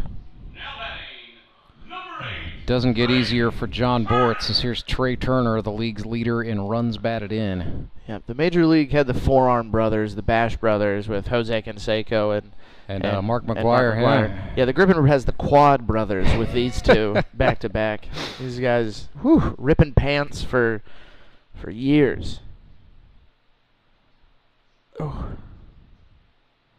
Another guy you don't want to make a mistake to. I mean, it's got to be just terrifying facing these three back to back to back. Not what you want when you're trying to finish out your day. Turner sends one down the left field line, tailing foul. Oh my goodness! And that's tough for Bortz because that's my pitch right now, right? Yeah. Like that's the one I'm throwing for success. I'm doing well with, and he just hit it that far. It was a loud strike. Loud strikes still strike fear into a pitcher. It can certainly. That's a phrase to make it seem like it wasn't. Oh God, he just did that. That's true. Turner sends this one foul. That's going to get up into the seats out of play. We say it was a long strike. We know what it was. Right. We all know. The ball was absolutely hammered. Yeah. In the big leagues, we have the precision to no. I made you do that. Here, oh God. Bortz was praying like the rest of us. So he is ahead here, 1-2. You get cute, try some off speed, maybe. Nope, went to the fastball, 2-seamer, goes outside. Turner didn't chase it, so we're back even. Deuce is wild here with a runner on. It is 2 balls, 2 strikes, 2 outs. Bortz is a competitor, so he's probably going to come right at him here. Yes, he is. Yep, there's the heater. Turner turned on it. It's going to go over the head of the shortstop. Karlson's going to have to woe up at second base. Saving grace there for the Locos is that they limit Turner to a single. Yep. And nonetheless, he's on for Tyler Rusk, who's a dangerous man in his own right. And outside of an out, that's arguably one of the better situations you can get there. You know what I mean? They did not score. Nope. And you maintain, you got to force out. So, yep. You know, if Rusk hits a hot grounder, one of your infielders can just go step on the nearest bag. Yep. Yep. And it makes it easier because now you can get a guy like Rusk who doesn't run as well as Karlson. You can be a little more sure-footed and sure-fielding this to get Rusk if you need to. Oof, they attacked Rusk in, and he swung and fouled it off. He was very late to start the swing there. Yeah, I think he was looking for that same slider that that Trey and Karlson got, or not, Karlson. Karlson got. But instead he got a fastball there. Are they inspecting the baseball, or are they inspecting the boards? So there's a little bit of, that was for the benefit of Jared Fox, the catcher. Kind of took that foul ball off of something, I think. So okay. It's the old umpire goes and shows the pitcher, yes, this is a baseball. Yes. It's your job to throw this thing. Yes, the ball. Ooh, great pitch from Jon Bortz, getting Tyler Rusk to chase strike 2. And I love that. I love that Bortz is still coming at these guys. He's not intimidated by these free swingers. He's coming out here, and yeah, I gave up 3 a couple innings ago, but I'm going to shut you down last inning, and hopefully I can do it again here. Runner takes the off. The Put it on him. Third. Oh, he's. And yes, he's out. The tag got Karlson's lead foot. Twice now. That is twice Karlson has been caught. Well, I guess if anybody's going to do it, the manager should. And Jon Bortz gets out of the inning. That's huge for the Locos. 4-1 in the middle of the 5th. Back with more of this playoff semifinal on the other side of this timeout. Your local hot seat dealer is an expert with hands-on cleaning knowledge to help you select the ideal pressure washer for your job. Take confidence in knowing you have a resource for all your cleaning needs. Service can be scheduled in-house or on location by a factory-trained technician using genuine hot seat parts. Be sure to ask about scheduled maintenance plans, as well as a variety of accessories to clean more efficiently. And don't forget the soap. We have detergents for every cleaning need and have a bulk delivery program. Customized wash bays and mobile cleaning systems are also available. Build a partnership where you're a name, not a number. Contact your local Hotsy dealer to see why nothing cleans like a Hotsy.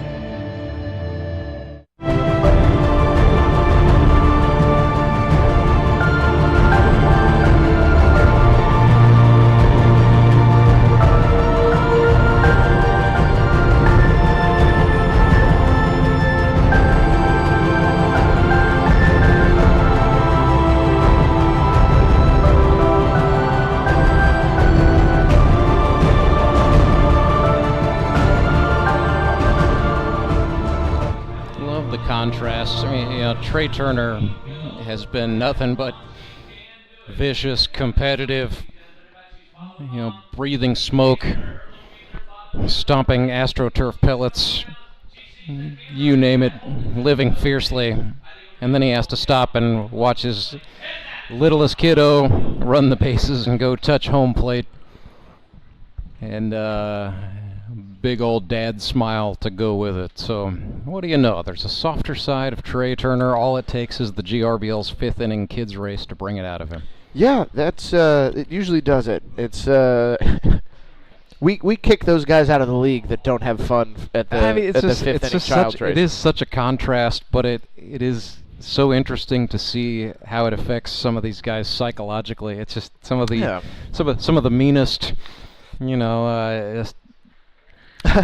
some of the meanest guys crack and smile and laugh and look like big softies when the kids race is going on. It's fun. Yeah, because how can you not? Because there are some kids out there that are more athletic than some of the guys playing in this league too. That's what you see. Talking about you, Snacks Loudon. That's why players sometimes fake the takeoff, but I've yet to see a player actually go first to third in the actual race itself. Yeah, but it's. I'd like to see that sometimes. Maybe just put a guy like Snacks out there and just say, what do you got? Yeah, I've got 30% of those kids beating Snacks in a race. Here's Scott Wilson for the Locos. He is the owner of a pretty quick set of feet. I'd put my money on Scott Wilson in a kids race, I think. He's got, from the makers of Farmer Strength comes Farmer Speed. When your idiot cousin leaves a gate open and a cow's about to get out, Scott Wilson can run and get that gate shut in a hurry. We've seen the speed several times. He's not afraid. A guy, he might lay down a bunt with the bases empty, although he's ahead 2-0. Yeah, with how deep JP is, who JP is a wonderful hitter, but not the most athletic man. And he's not to say he's unathletic. No, but right, he's not going to win the Gold Glove probably. Yeah, and Rusk, another wonderful hitter, not exactly fleet of feet. So I wouldn't be surprised if now that we're at 3-1, normally some hitters are trying to sit dead red fastball and get a hold of something. Scott maybe trying to hit something soft somewhere. Scott drew a walk against Turner his first time up, and he swung and missed there. So Wilson making Turner work. 6th pitch of the at-bat coming. This 5th is the final inning that Turner is eligible to go. Oh, got him on strikes. Just that off-speed dipsy-do, and whoa, that was almost. Yeah, we talked about the wheels as Alex Bird's throw on the dropped third strike sent Tyler Rusk into the sky. Speed kills. Yeah, Rusk able to get the foot down just enough. Yeah, it's nice having a fellow who's pretty tall over there at first base. 6'7" and then some probably with the spikes on. So the batter is Tyler Karlson for the Locos. Struck out looking his first time. So 6 for 25 on the season. Yeah. Oh my gosh, middle of the back. At least you got him with an off-speed pitch. You know what I mean? At least it wasn't a fastball. Yeah. I'm glad that was the changeup for Tyler Karlson. He's got a family to think about. Here's Chris Mesa coming to the dish. And we'll see what Mesa can do here. Another guy who's never hit a home run, probably will never hit one as well. He has hit the wall, but has not hit one out of here. Okay. Do you remember I thought he did hit one out once on an exceptionally bright day, but It was like a white ball off of a white sign out there. Yeah. And then, several minutes later, it felt like the ball came down on the playing surface, and I looked like an idiot. Yeah. That's been a few years back, and I'm glad we have some more. I'm glad we have some more colorful signage out there. I mean, I'll say that. Maybe your eyes have just gotten better. Don't discredit yourself. I think that too. Finally went and saw the optometrist and said, I think I'm aging. I think it's time to maybe strengthen the script a little bit.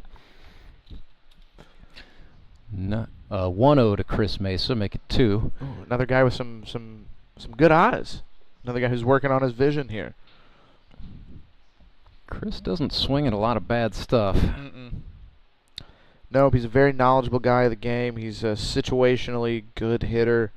Oh my gosh, he about took Trey Turner's head off. But what a job by Ben Hammett knowing where to be. They were playing Mesa to pull it, so the Showman's second baseman ended up in a great spot and got the out. Dude, that's tough. That's the grip and rip curse. The harder you hit the ball in this league, the more likely you are to get out.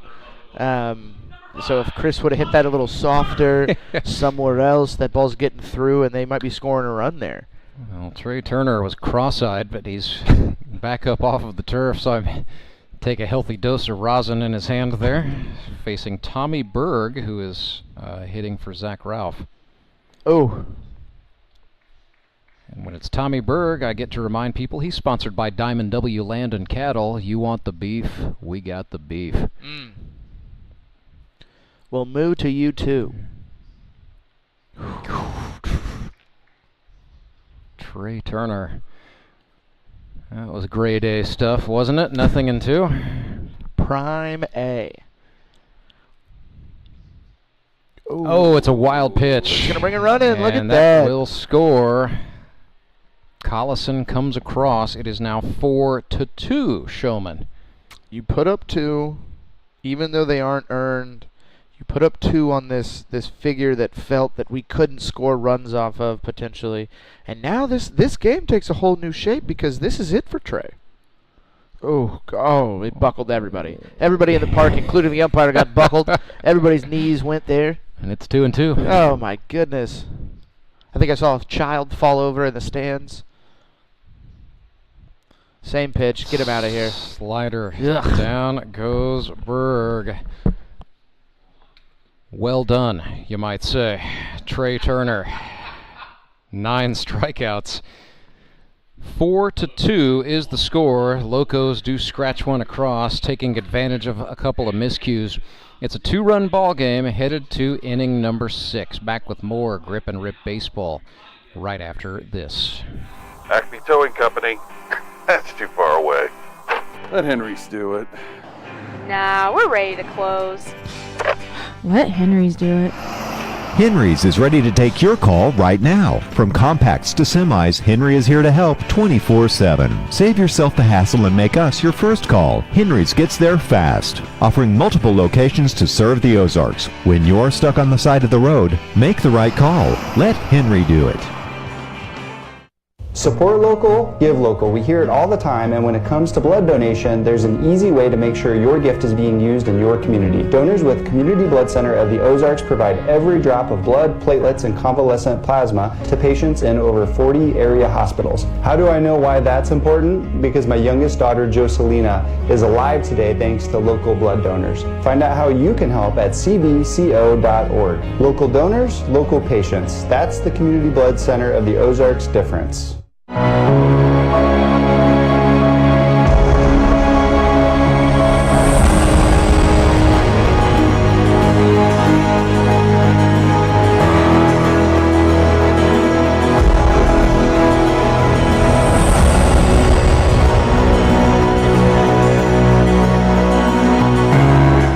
Henry's towing pitching change for the Republic Locos, and in another big game situation, they call on Scott Wilson. So this has become a recent trend for Chris Mesa, this Republic club, going to Scott Wilson. 9 2/3 on the season. He's allowed 2 earned runs on 5 hits, struck out 7, walked 4, hit 3 batters. It's a 1.86 ERA. Last time out against the Springfield Mets, he got the win.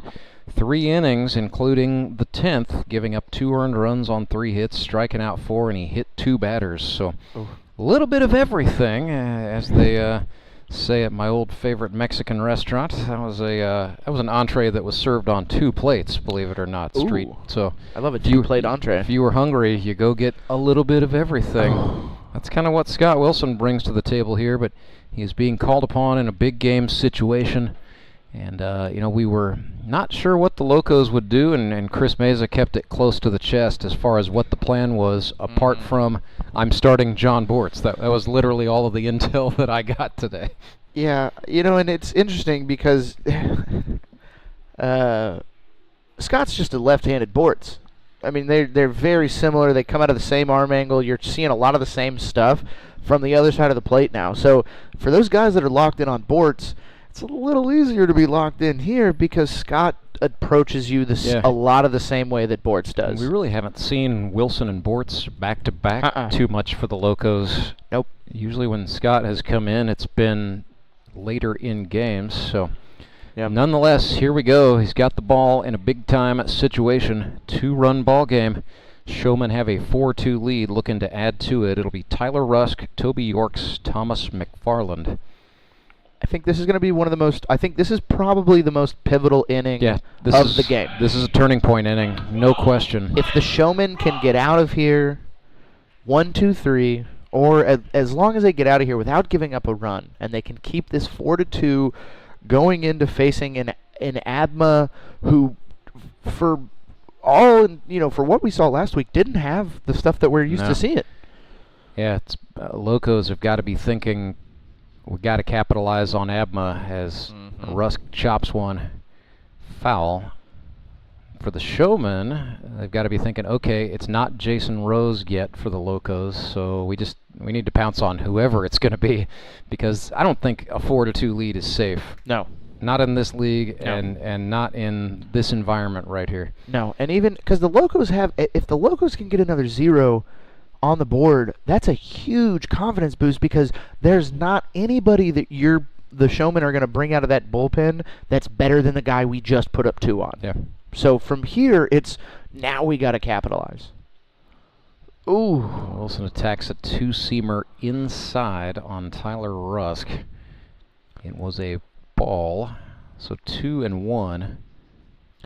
You got to be efficient. You can't lull your defense to sleep here. This is a big inning. You just got to run across. You got to play off of this momentum, and you got to attack these guys fast. Good pitch. That was a great pitch. Rusk swung at strike 2. The quicker you can get your team back into the dugout, the better off you are, and the more momentum you can capitalize off of here. Wilson winds and fires. Ran that one back in, and the count is full. I suspect they'll go back away, trying to get Tyler Rusk to swing out of his cleats here. He's not missing much on that inside pitch. No, he's just kind of got to find where he's going to get the strike call, I think. Yeah, they're setting Rusk up slightly away, but they ran it in, and he walked him. And I don't know. Those are 3 really good pitches inside there. Locating well. That last one, Fox got a pretty good frame on it there. I just don't know. I don't know where he's missing there.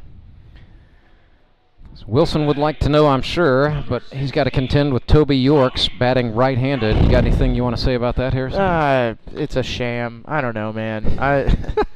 I got nothing to say about it. Saw Toby hit an RBI double right-handed a week ago. He's 10 for 25 for the season. I think that if I had to take another wild stab at this, is that he used his double. He used his double up, and there's no way he hits one here. Lady Luck is gone. Yeah. Nothing in 1. Yorks flares one the other way, and it's going foul. Doesn't happen.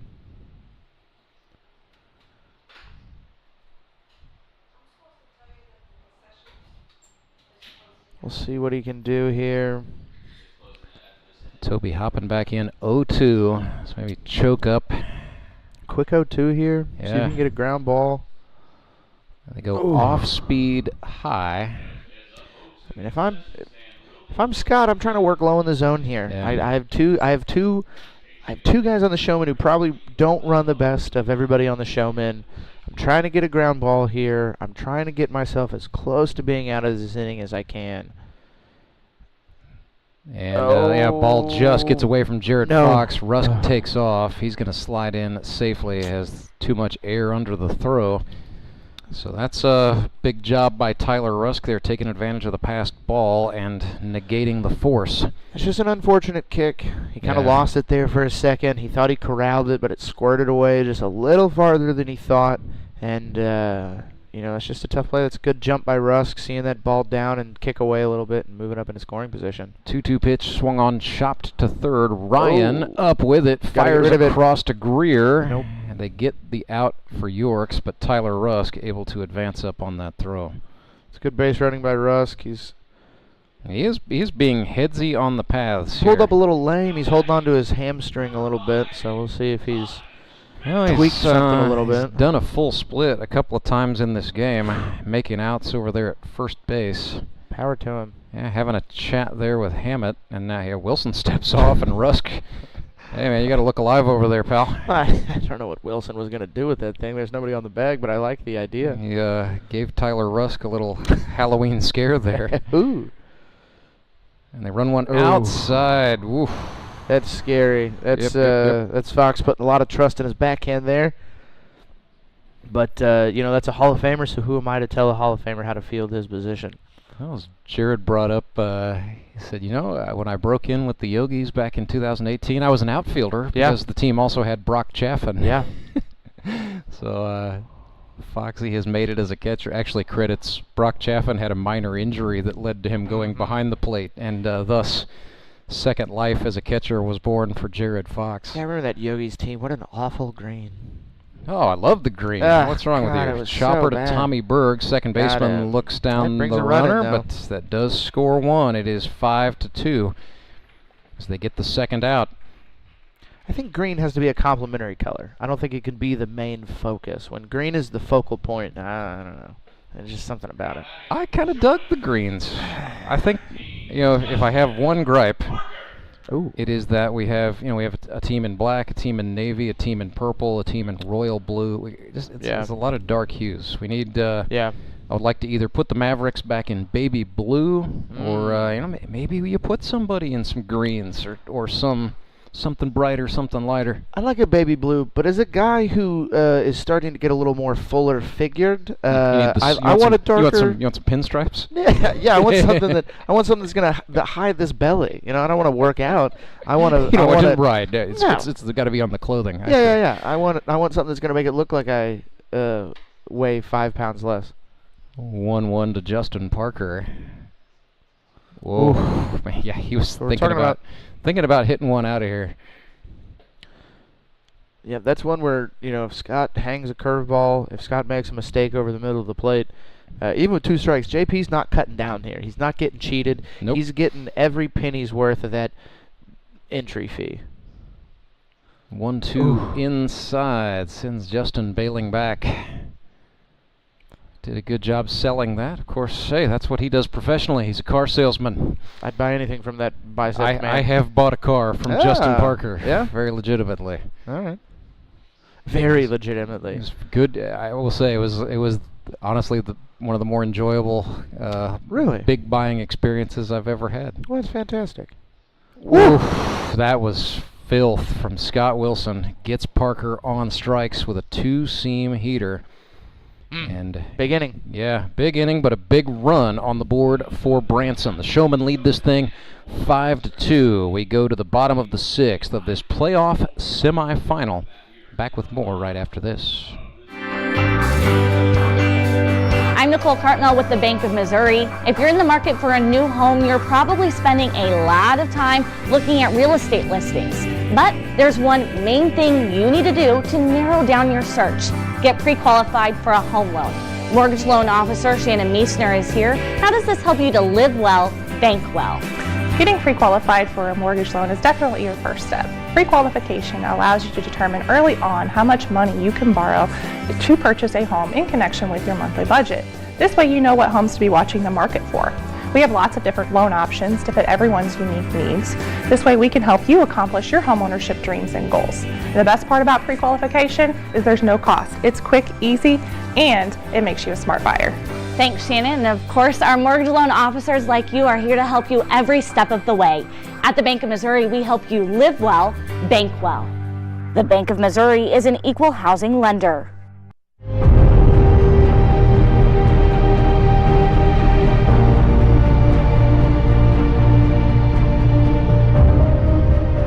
Rance alongside Harrison Broadstreet. 5-2 is the score. Branson Showmen have the lead over the Republic Locos. Bottom of the 6th of this GRBL playoff semifinal coming up here, and it is a Henry's Towing pitching change for the Showmen. Trey Turner out of eligibility, so they turn to the 2023 Pitcher of the Year award winner, Tyler Abma. 27 innings, he's given up 7 earned runs, 24 hits, 35 strikeouts. That's a league high, and he has walked 5 batters, a 2.33 ERA, but as you alluded to a couple innings ago, Harrison, last time out against the Mountain Ducks in the eliminators, it was a rough go. 3 innings, he allowed 2 earned runs on 5 hits, struck out 2. Didn't walk anybody, but just, did not look like the razor-sharp Tyler Abma that we're used to seeing. Yeah, he's not, it wasn't, he was still throwing strikes. It wasn't that he wasn't efficient, but his stuff wasn't as dominant as we're used to seeing. There was just not as much life on the fastball. It seemed like he was guiding some things in the strike zone that he would normally just be throwing in there. So I'm surprised to see, or not surprised, I'm interested to see what happens here, to see if he's working through something, or if he was just taking a week off, or what it might be. Well, he had a little bit of arm soreness, I think, because the Showmen kept him out of a game on September 29th and then worked him back in the eliminators. Simpson rolls one right side. Rusk is going to have to hurry to get to the bag and then had to check his footing there, but he made it back in time. Before the ball was hit into play, I was thinking, we're going to find out in a hurry here if Tyler Abma's got the stuff today or not. This is a meaty part of the order for the Locos. Simpson, Fox, and Meyer. He's a third of the way through a pretty good test. And what can't happen, though, is that the Locos can't get overexcited that they're facing somebody else now, and they can't get themselves out here. They've got to keep the same approach they kept when they were facing Trey. That's a hard hit ball. That ball's going to spanks one foul down the left field line. But they had great at bats against Trey. They saw pitches. They made him come to them. They forced him to be in the strike zone. They have to do that same thing with Abma. They can't get antsy now that they are potentially seeing the ball a little better. Got to have more of the same. Yeah, but they got to stay within themselves. They got to keep doing what they were doing. Get it to the next guy, station to station. Small ball. I can keep naming these these. I'm gonna start sounding like Bill Walton used to, where he would just say a bunch of words and there was not a complete sentence in there. So, intrigue, drama, situational awareness. Yeah, no, I think that's a bold strategy. Woo. 1 and 2. That was inside to make it 2 and 1. Sorry, 1 and 1 becomes 2 and 1. Was thinking about ball 2. Didn't mean to inadvertently announce a strike 2 there. Well, you're just calling the field. Oh, through the wickets for Alex Bird. It's got to be an adjustment for the catcher too. Yeah, he's used to just feeling his hand ring upon every pitch now, and he's got Tyler Abma. It's not that much of a downgrade. Like the ball he throws is just so heavy. Yeah. No, again. It's nothing against Abma and the stuff he has and the velo he has. There's just, especially at our age and in a men's league, on a Sunday league, there's a drastic difference between these two pitchers. 3-2 payoff to Jared Fox. Swung on, chopped foul. And that plays to the advantage of the Showmen, though. You know what I mean? Like even though there is a little momentum going the Locos' way, it plays in the favor of Branson to not necessarily have a guy who's throwing as hard and who changes that speed up a little bit so your guys aren't as comfortable. Abma throws another 3-2 to Jared Fox. Swings and grounds this one right side. Hammett up with it for the Showmen. Got it to Tyler Rusk in time. Well, we know Hammett can field it. Let's hit it to somebody else here. That's back-to-back. Actually, that's now 3 consecutive. Or no, check that. 3 of the last 4 plays, outs by the Showmen have been ground outs to the second baseman, Ben Hammett. Let's go to somebody else here. He's a busy boy. Andrew Meyer 0 for 2 on the day. What you don't want is putting up a 0 here, not being able to answer back. There we go. Meyer, base hit, said something to Alex Bird, the catcher, as he ran down the first base line. I think he might have clipped him with something. I think he might have got him with a bat or something. Little sportsmanship mid-run, or? I think it was a little bit, because I think there was something between Fox and JP last inning. Here I was hoping for trash talk. As somebody who's constantly looking for trash talk as well, I'd be the first to tell you that there was some trash talk going on, but I think there was a little sportsmanship. Well, fair play all around there. So a runner on, 2 outs. Jayson Rose bats for the Locos. Ooh. Looked at a Tyler Abma fastball for ball 1. Rose 1 for 2 today. So, yeah. Abma just looks off. It just looks like he's trying to aim it in there, like he's doing it a little differently than he has. What a play. Yeah, Thomas McFarland. Did he hang on? He did. Yes, he did. Got the ball to who else? Close. Ben Hammett, who had a hand in all 3 outs that inning. A Hammett.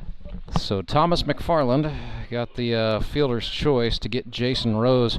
That's a big 3 outs for the Branson Showmen, who maintain a 4-2 advantage as we head to the stretch inning. It's Grip and Rip Baseball, live and free on YouTube. Acme Towing Company. That's too far away. Let Henry's do it. Nah, we're ready to close. Let Henry's do it. Henry's is ready to take your call right now. From compacts to semis, Henry is here to help 24/7. Save yourself the hassle and make us your first call. Henry's gets there fast, offering multiple locations to serve the Ozarks. When you're stuck on the side of the road, make the right call. Let Henry do it. I need to change. My workouts are too boring. Oh, I've got an amazing workout for you. Hot yoga. I've lost weight and I'm more flexible. Try our community classes for only $8. Sumit's Hot Yoga. You are going to feel awesome.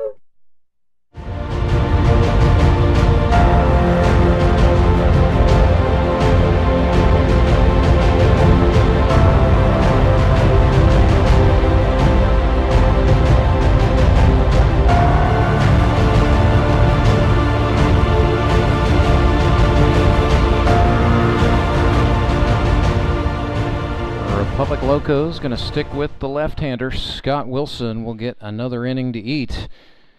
5-2 is the score. Showman out in front as we get ready to start inning number 7 of this playoff semifinal. The Nixa Suckers waiting in the wings, watching with interest, trying to figure out who their opponent will be in the GRBL's championship final Sunday, October 20th at 5:15 p.m. at Meadow Park.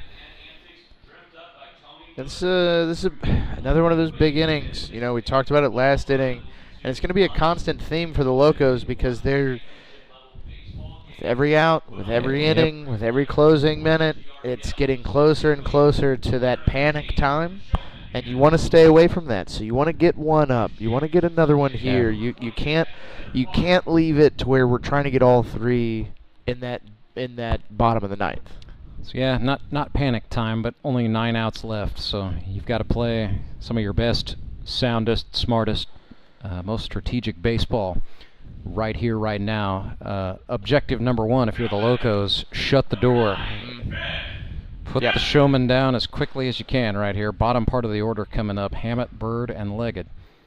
8, 9, 10 hitters. Yep, and this is where I want to stay. I want to stay 8, 9, 10, get out of this inning, and hopefully put the pressure on the Showmen to where I can get a few runs, and then when I'm facing the top of that lineup again, especially now because that wind is howling out. Yes, it is. I was just looking at the flag. Man, that's 20 miles per hour plus, easy. I do not want the heart of their lineup up when it's blowing out that much. Ooh, Hammett squares around. Yes, he did, but the ball went below the bat off of Jared Fox's chest protector. I like that. I appreciate the bunt because I will never bunt in this league, so I appreciate the guys that come out here and think to do that because I'll never. Yeah, 13 miles per hour is still the official ruling from our friends at the Weather Service, but strike 2, a big strike 2. Yeah, you don't want that wind howling up there with those guys creeping in the dugout who can do some damage without wind, but much less giving them a little jet stream up there. The 1-2 swung on, grounded right side. Tommy Berg, the second baseman, up with it. Oh, goodness. Well, yeah, had a little bit of trouble on the exchange, and that translated into trouble with the throw. And that's just so hard. They tell you not to double up on errors, you know what I mean? So if you boot that, your natural reaction is to do exactly what he does, which is throw it as hard as I can. Yeah. And normally when you're doing that, you're going to spike something, or it's not a great placed throw. So you can't compound errors there. I got to either just take a breath and make a smooth throw, or I got to eat that thing and not do that. But thankfully, it didn't grow into Hammett getting to second there. Yeah, ball did not go into the dugout. It caromed back where Kanan Greer was able to get a hold of it. So it's a runner on first. E4 is the way that's scored. Pinch hitter here is Chandler Maples for the Showmen. 4 for 13 with 3 RBIs on the season. Trying to get a ground ball if I'm Scott here. And Maples instead lifts one into right center field. Good piece of hitting from Chandler Batts. Hammett's going to go first to third and stop as the Locos got that ball back in on the infield. Clutch hit from Maples there. Nobody out, runners on the corners. There's nobody warming up in the bullpen down there for the Locos, so we'll see what happens here. There's Fox is going to go talk to somebody. Maybe they're pulling somebody now.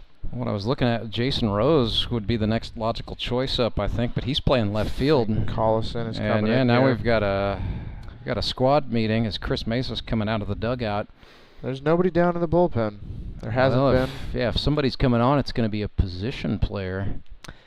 But we'll see though, because this is where you got to start making moves. You know, you got a guy up. Do you keep Scott to face Leggett and potentially Skylar Carter, who's one of the better lefty bats in the league, who doesn't see many lefty pitchers? Do you go to a guy like Karlson, who's been known to get outs via strikeout, which is what you need right now? There's a lot of things that can be going through. They're sticking with Scott. Maybe not a terrible move, because worst comes to worst, if I'm Mesa, I want Scott to see Skylar if I have to. Yeah. I don't want somebody coming in new, having to face one of the best left-handed hitters in the league. I want the lefty against Carter for sure. Yeah. And so I think that's the plan is, you got nobody out, so maybe you're not so much worried about that runner over on third anymore as Leggett fouls one off into the screen. Yeah. Yeah, you're thinking about the runner Maples at first, certainly. That's in play. But, yeah, maybe you just try to get Leggett to roll one here. Take the double play, get 2 outs, and concede one. Yeah, best case scenario here, we're getting a strikeout, and then we're getting Skylar to roll into a double play, which is going to be tough because everybody runs well on the bases now. We've got everybody on the bags. Oh, yeah, that ball's Leggett hit hard. puts one way up to left. Jayson Rose is going to make the catch. They will tag up, and not going to test. Okay. So Hammett will score. It'll go down as a sac fly for Chris Leggett. But, you'll trade an out for a run there. You're getting to a situation now where a double play can end it. Yep. But again, you got one of the fastest guys in the league getting down the line. You got wheels and wheels here. The 2 fastest guys on the Branson roster. Chris Leggett not Leggett, sorry. This is still Maples is on. Then you've got Carter. Which is the best thing that could happen for the Locos. If I'm going to have anybody on, I need somebody who can't run as well as Skylar, who's going to hold Skylar from passing him up, because Skylar hits one down the line.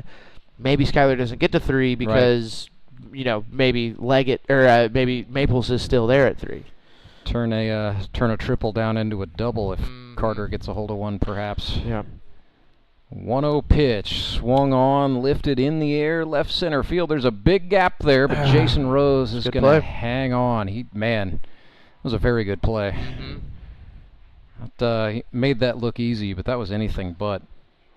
Now's the question, though, if you're Chris, because do I want that lefty to face Jacob Karlson? Right. Yeah, but who else do I have to come in to face him? Do I burn somebody for a third of an inning to face Karlson?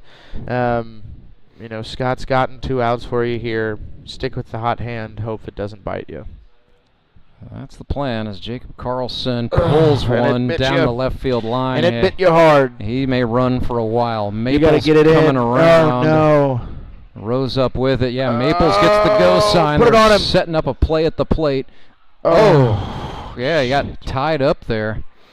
Maples is going to be safe as the ball did not end up in Fox's mitt, and then Karlson is going to stand tall at third. It is now 7-2 for the Showmen. Oh, just so many things there. That's a chance to get him if he doesn't bobble it on the field, but that's a tough play because he's been running so much this inning, so he's got to range over now to his right side and go get that in the corner and make a good throw in.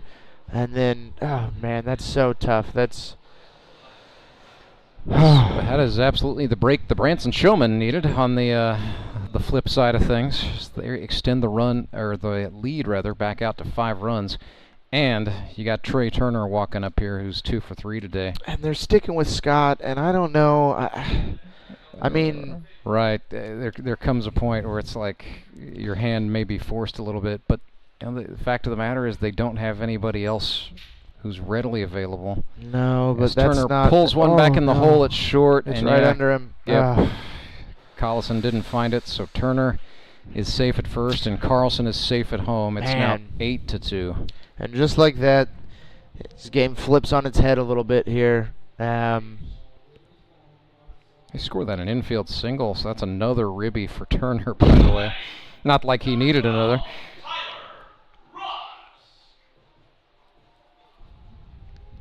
Batter will be Rusk. Now we just need to stop the bleeding, and it doesn't look like they're making a move. There's nobody warming up, so that... Oh, no. Yeah, ball kind of caromed around. It'll be a passed ball, but a base advancement there for Turner. And when it rains, it pours. That is the story. The Showmen are getting the big one. 3 runs this inning, coming at a crucial time in the 7th. Yeah, the Locos just haven't found that big inning.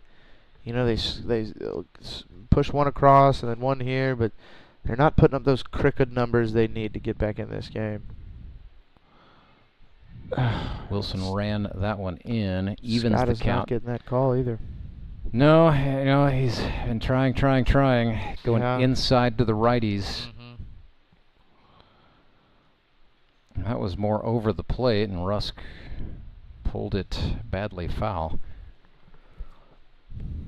We'll see how many more guys Scott has to face or will face, or if he continues to let guys get on, or if guys keep getting on, we'll see how long Meza sticks with him. But hopefully this is the last guy here, and we can try to rattle some bats in the next inning. Oh, instead that's going to be pulled fair. Down the left field line it goes. It's Ruska's turning on the wheel. He's thinking about it. No. Nope. Jayson Rose had to go way down into the corner, the left fielder, to come up with that ball. It's going to go down as an RBI double for Tyler Rusk. It is now 9-2 in favor of the Showmen. And hindsight's always 20/20, but that meeting at the mound probably could have gone a little different. But certainly, they're still sticking with him. They're still going with Scott. Yeah, there's really no. Yeah, Wilson wants to talk to Fox. Scott Wilson's got to be wondering, what do I have to do to get some help? Yeah, and it's not like these are hard hit balls. I mean, these are balls that have been that ball was hit hard down the line. Yes, it was. Trey hit hard. I mean, it's not like they're squeaking these things through. Scott's getting lit around a little bit, and Mays is sticking with him. And like you said, the hand might be forced a little bit, but Toby Yorks puts one up. That's going to get out off of the roof of the Locos dugout into the seats. So Toby today 0 for 2 with a walk. One of the few Showmen not to hit, and the hit count 12-4 in Branson's favor. We'll see if he breaks out here. Oh.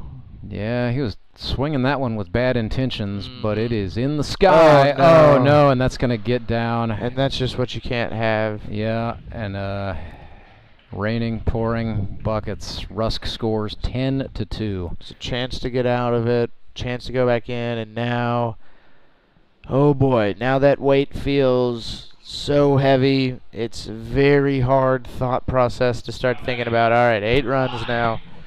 But you got to get this out. You got to get out of this inning. That's just, yeah, this is the inning that won't end for the Locos. Showmen loving it. They put up 5. This was the crooked number they needed.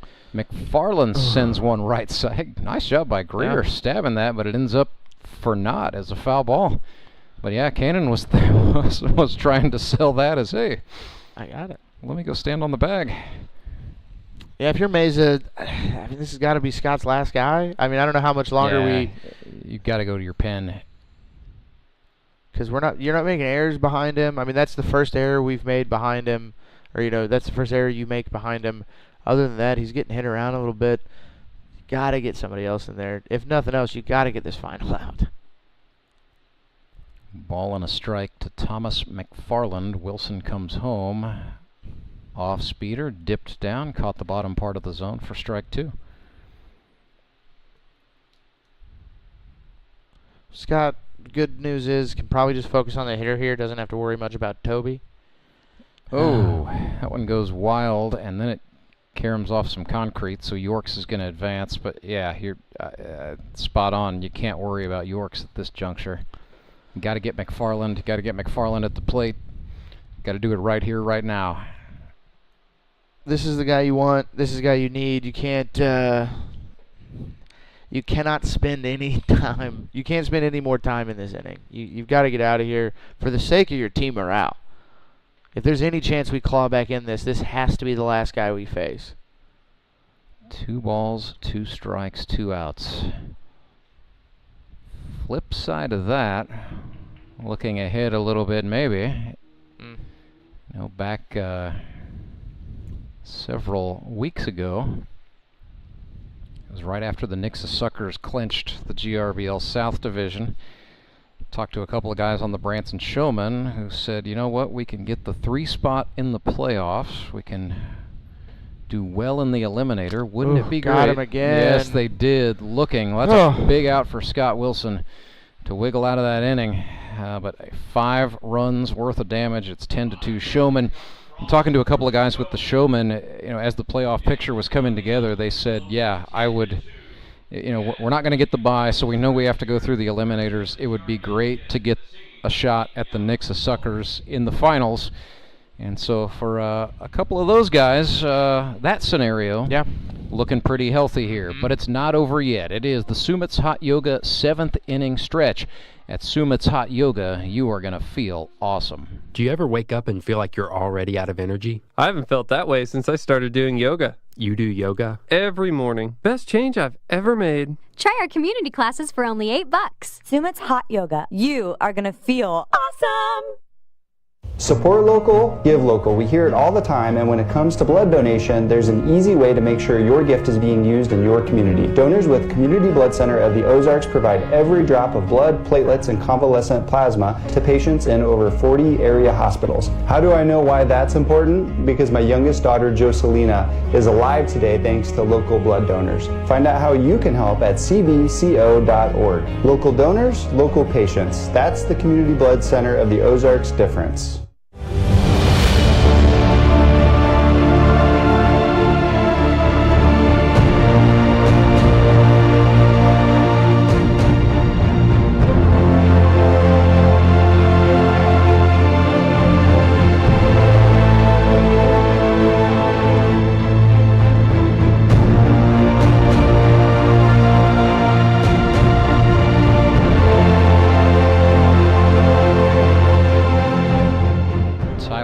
Back to work for the Branson Showmen.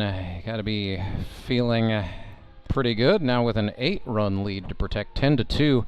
As Branson was putting that crooked number up on the board, glanced down at the Showman bullpen, and Abma actually went back out there and threw some more and was almost like he was going through his warm-up routine for a second time, trying to feel a little bit better, I guess, about going back out to the hill to work. Yeah, I don't know. I'd trust what happens in that bullpen about as much as I'd about That's as far true. as I can throw Loudon, or however that phrase would go. We've been lied to by the Branson bullpen before, but I mean, I'll just say Tyler Abma was in there, and he was. He looked like he was trying to warm up.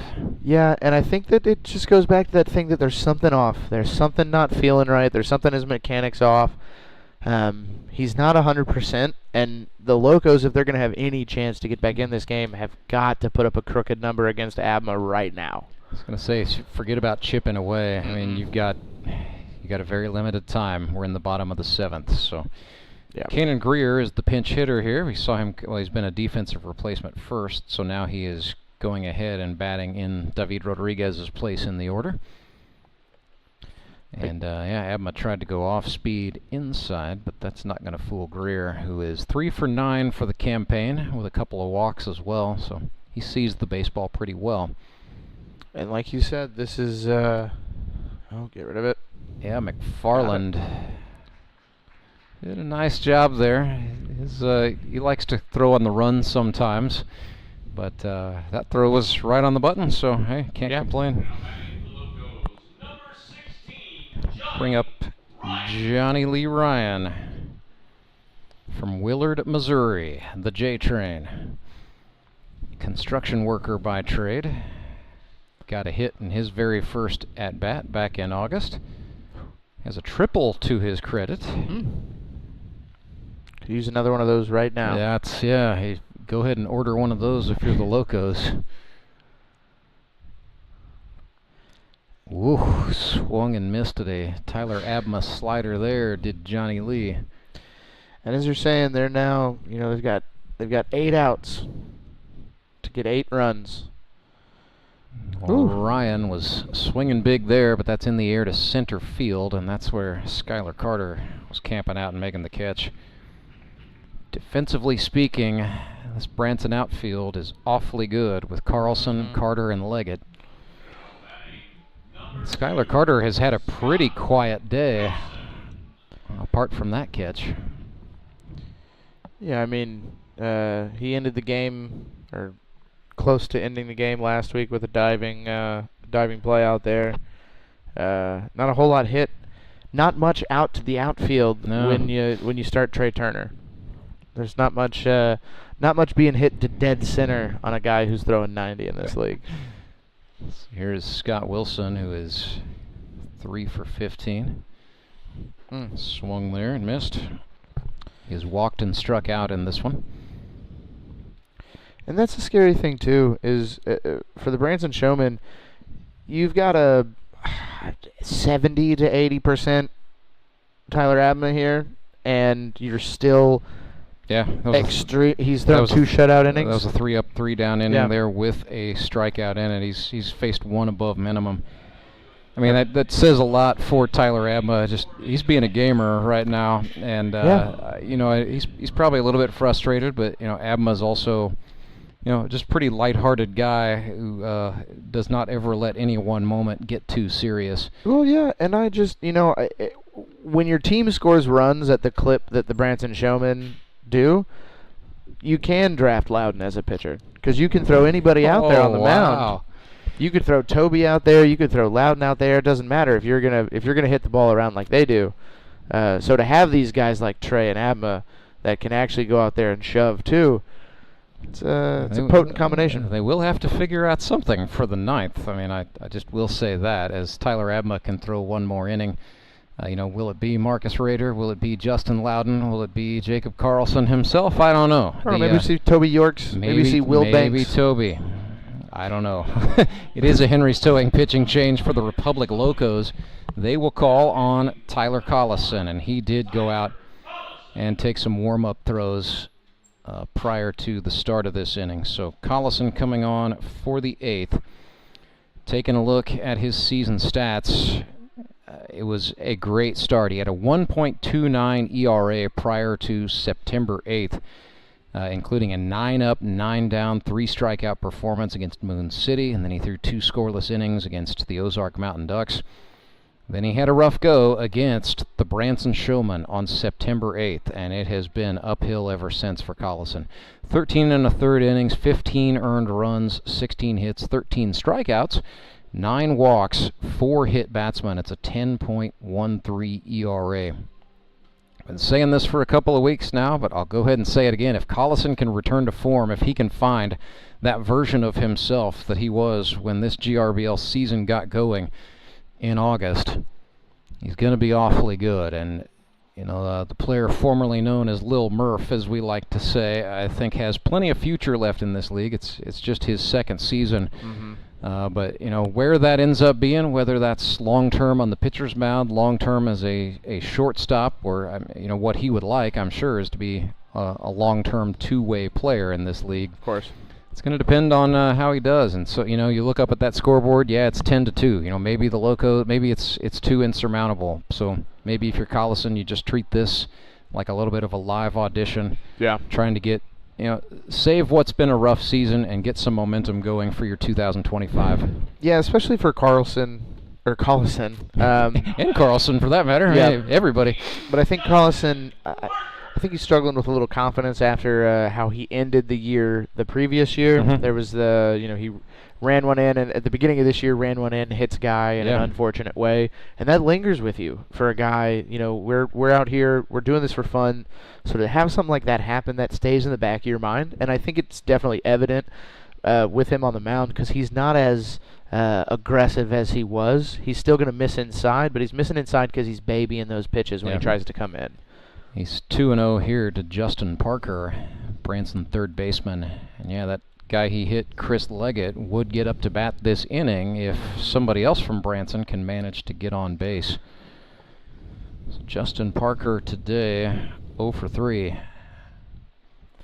Yeah, and he's a great guy, just like so many guys out here, so he's not trying to do anything malicious. No. It's just he lost one inside, and then it's just something happened there, psychologically speaking. Oh, of course. After the fact. That 3-1 swung on. Gotta go make a play. That's a foul ball. That's going to go foul. Karlson himself off the mound to touch it. But that's one of the biggest psychological positions, not only in baseball, but I would argue in all of sport. It is a very isolated feeling, and it is it's a team sport with an emphasis on the individual. 3 balls and 2 strikes to Parker, who has worked it full. I just need a home run in one of these games that we're doing. I just need one. I need a Rance home run call. That's not it. I get to do so few of them that usually I sound half surprised. They're not that impressive, I got to be honest with you. I think surprise can be great though. And the best home run call that's ever been made was there was nothing said. Yeah. Because Vin Scully let the crowd do the call for him. 3-2 pitch. Get up! Well hit in the air to the gap in left center field. Back goes Simpson. It one hops and it's off of the signage out there. Justin Parker breaks out of a slump with that base hit. And yes. Man, that would have been nice right there. Almost. Would have been out of some places, but not here at Ozark Mountain Sports Complex. Yep. He just didn't get it up. He didn't get it up enough. He almost spoke one into existence there, Street. Trying to. Batter is going to be Josh Wilbanks, pinch hitting for Hammett. If I know anything about what Wilbanks is going to do, because what I've seen him do in almost every pinch hit appearance he does, he's going to swing very hard at one of these, and it's going to be an infield single. I'm mildly surprised he took one there, to be honest. I was trying to get that sentence out before that first pitch. It was good eyes, though. I mean, it's 1-0. Karlson comes back over, and Josh swung over the top. He's got quick hands. He swings so fast. It's so fast that he's coming so down on that ball. But he's such a quick runner that he gets these infield singles because he's just going to put something in play and scamper down the line. Did not like that breaking pitch there. Nonetheless, it's a 1-2 count. So Karlson ahead, and Wilbanks crowding in and choking up a little bit. Karlson came back with the heater. That's a big pitch from Tyler Karlson. Getting the out there for the first out of the inning. Branson will go. We're in the 9 spot, and this is Alex Bird. So he is re-entering here after Chandler Maples pinch hit for him in the 7th. And yes, there is re-entry in the Grip and Rip Baseball League, very akin to if you watch a lot of high school baseball. It's like that. It is like that in a lot of ways. Swing and a miss there by Bird. Yeah, Karlson has found something, I think. And I think you hit it right on the head. It's a game that might be out of reach a little bit, so there's less pressure of let me be good for my team. There's more pressure of let me be good for me. Let bingo. me show that I can do this. Because he had a great rookie season, pitched it well, hit well, and then at the beginning of the year just ran into a little turmoil, and it's hard to, when you're a player who was nicknamed after another player in the year previous, it's hard to make a name for yourself. Yeah. So this could be very good for Mr. Karlson here.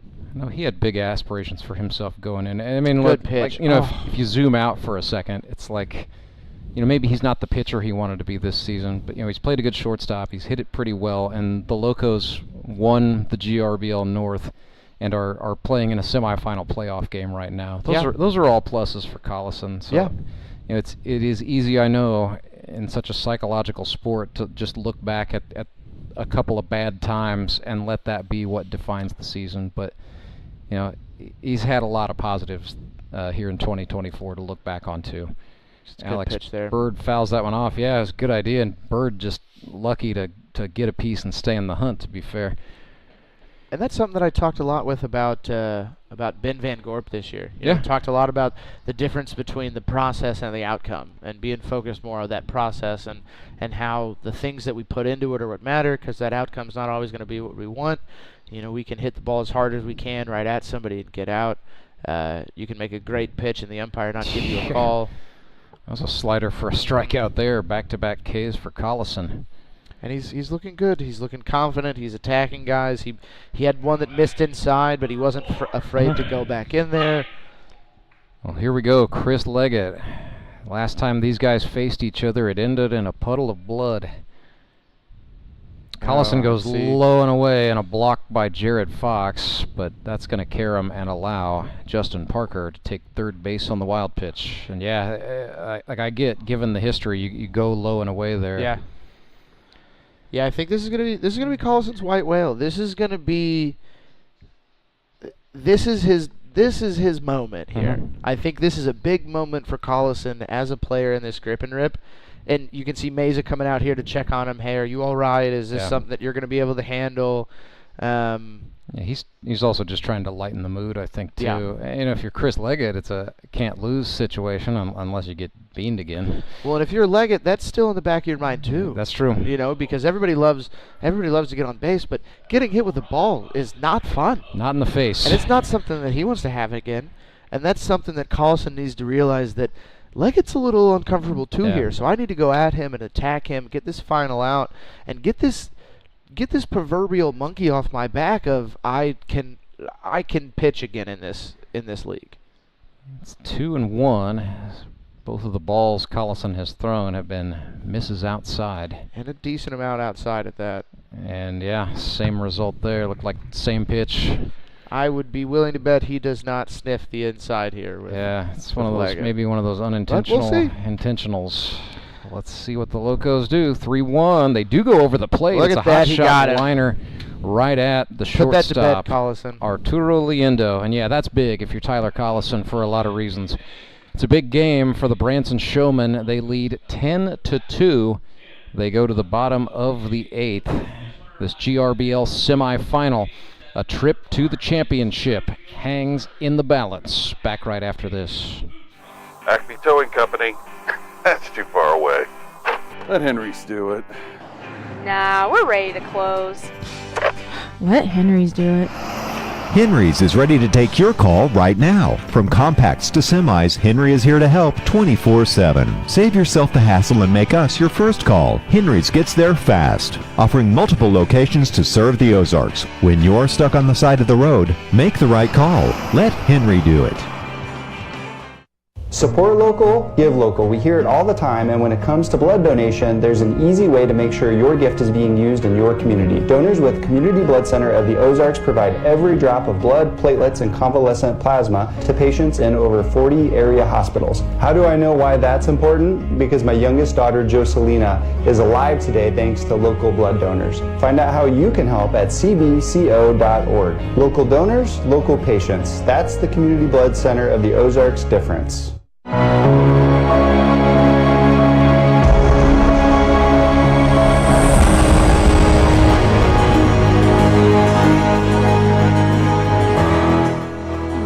Surprising, not surprising, that's up for debate, but it's a Henry's Towing pitching change for the Branson Showmen. Right-hander Marcus Rader out of the bullpen, perhaps, maybe an inning ahead of schedule, but maybe. Jacob Karlson looked up at the board and saw an 8-run advantage. Thought he would go to Marcus Rader, so that is the move. He's sponsored by Bailey Chevrolet GMC in Willow Springs, Missouri. Hey, look, this is not a knock on Marcus at all. He's been very good. 10 innings, allowing just 3 earned runs on 9 hits. Yeah. Walking 5, striking out a batter. He's got a 2.70 ERA. Not a strikeout-heavy guy. He's a kill them softly, give up the soft pop-ups and the slow grounders, and he's been very effective doing it. Last time out was in the eliminators against the Mountain Ducks. Through 1 inning, got out of it quickly, ground out, pop out, fly out, and went home without having conceded any base runners. We'll look for more of the same if you're a Branson Showman fan right here, as Tyler Abma lifted after just 2 shutout innings, faced 1 above minimum. So perhaps this is the just let's rest Tyler Abma for next week, and let's give Marcus Rader a little bit of run right here. Yeah, that's exactly was my thought. If Abma is struggling with something, then let's give him some rest. We're gonna need him next week if we get that far. Granted, we don't want to think too far ahead because it is the grip and rip. It is, an 8-run lead. We've seen crazy things before, and I don't think I've ever seen an 8-run comeback. And that's a good start to it right there. Karlson jumping on 1, so playing with some confidence. That's a base hit out to left to start it off. And you're not dead if you're if you're the Locos. Nope. You're not dead. It's something that if you can just get on and you take a bite out of this lead and put the pressure back on the Showmen, they don't have many more moves to make. If they got to make another move to the pin, it's going to be an interesting move. Be Loudon or Karlson or maybe Yorks as Arturo Liendo swings, foul tips 1. I'd be willing to bet if we see another arm in this, it'll be Karlson. Nothing in 1 to Liendo, who's sponsored by the Roof Repair Pros in Branson, Missouri. Swings and chops 1 into foul territory where Rusk is there to touch up. So Arturo Liendo 4 for 8 with a double and a run batted in and some limited appearances off the bench. He's made a couple of starts this season. He hits well, had a game-winning RBI back on August 11th for the Springfield Mets. All right, well... I'm just saying that's a fact. Yeah, well, we didn't have to say the team name. We could have just given the date. It's true. Who needs context, right? Nothing in 2. Breaking ball swung on and hit well into right, but Chris Leggett had a beat on it, made the catch, and look at that, almost a double play. But sneaking around a little bit. Karlson able to get back. Astute job by Chris Leggett there to make that throw to first base. I think that you'd mentioned it with Karlson a little bit. I think there are some other players that we're going to see here shortly, and then the next few innings that are going to be basically having open tryouts. Yeah. A lot of guys are here from the league. I'm sure there's a lot of them watching on YouTube, or will go back and watch it. So a lot of these guys are going to be showing what they can do. I will say that there's not anybody going to be giving up an at-bat from here on out. So nobody's going to give it in.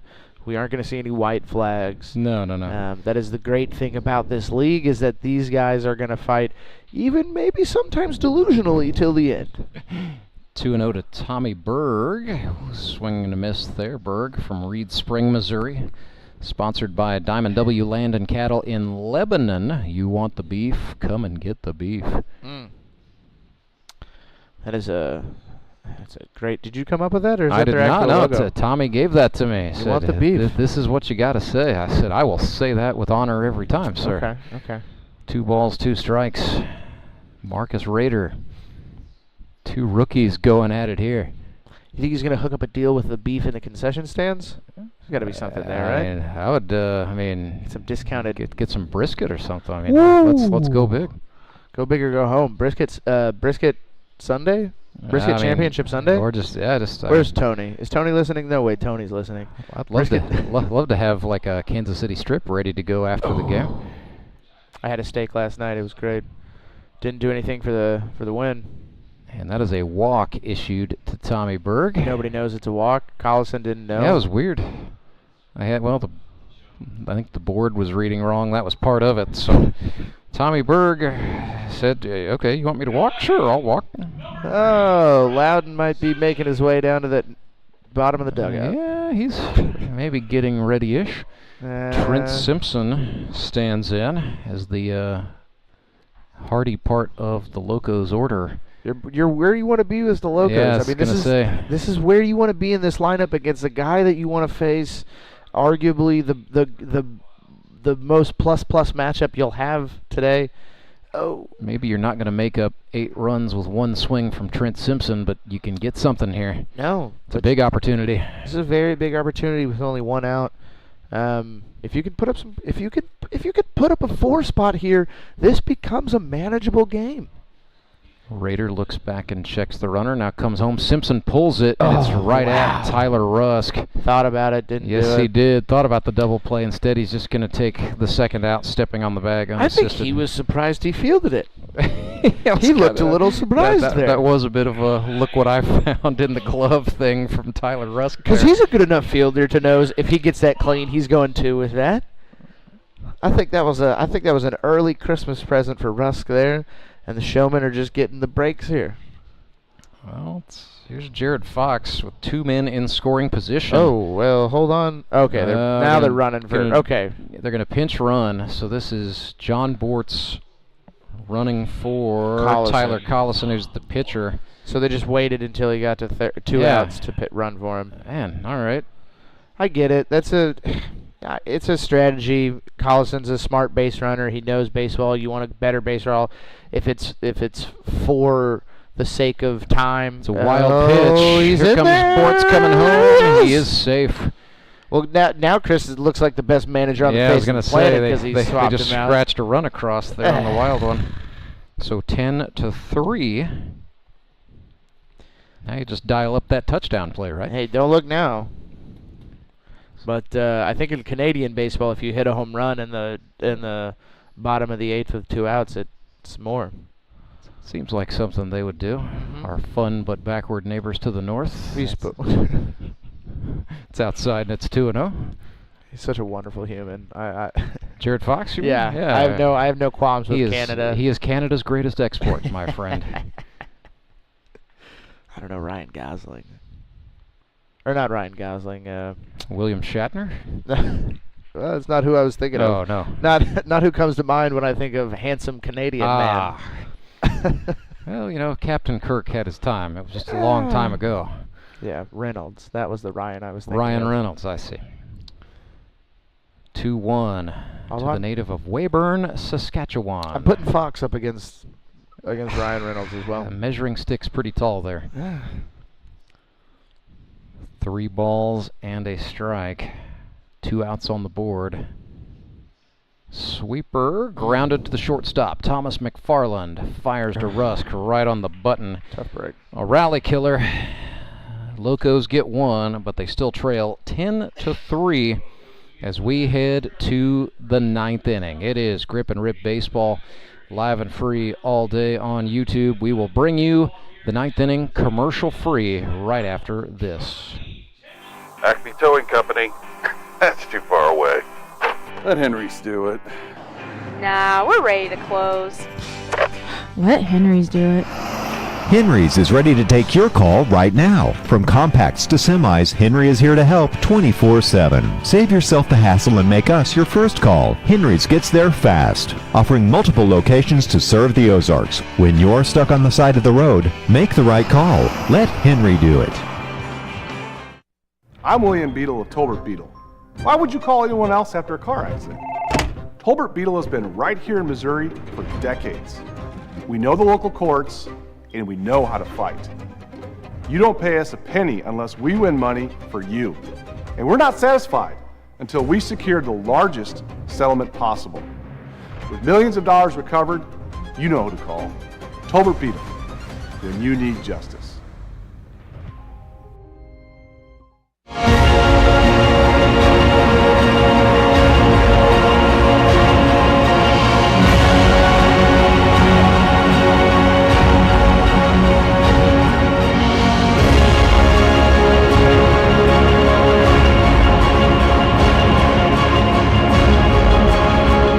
Locos stick with Tyler Karlson, the right-hander from Hartville, Missouri, on the hill. They trail by 7.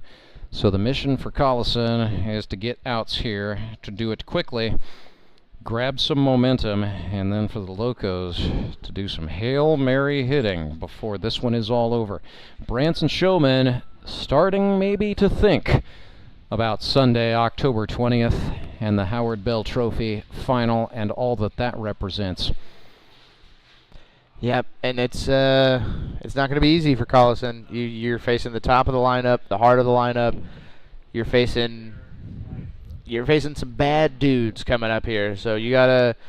This is a gut check time. This is how bad do you want this outing? These last 3 outs don't mean much for Karlson if you think about it in the grand scheme of things. It's not like he gets them 1, 2, 3. It's a close game, and now he can go compete.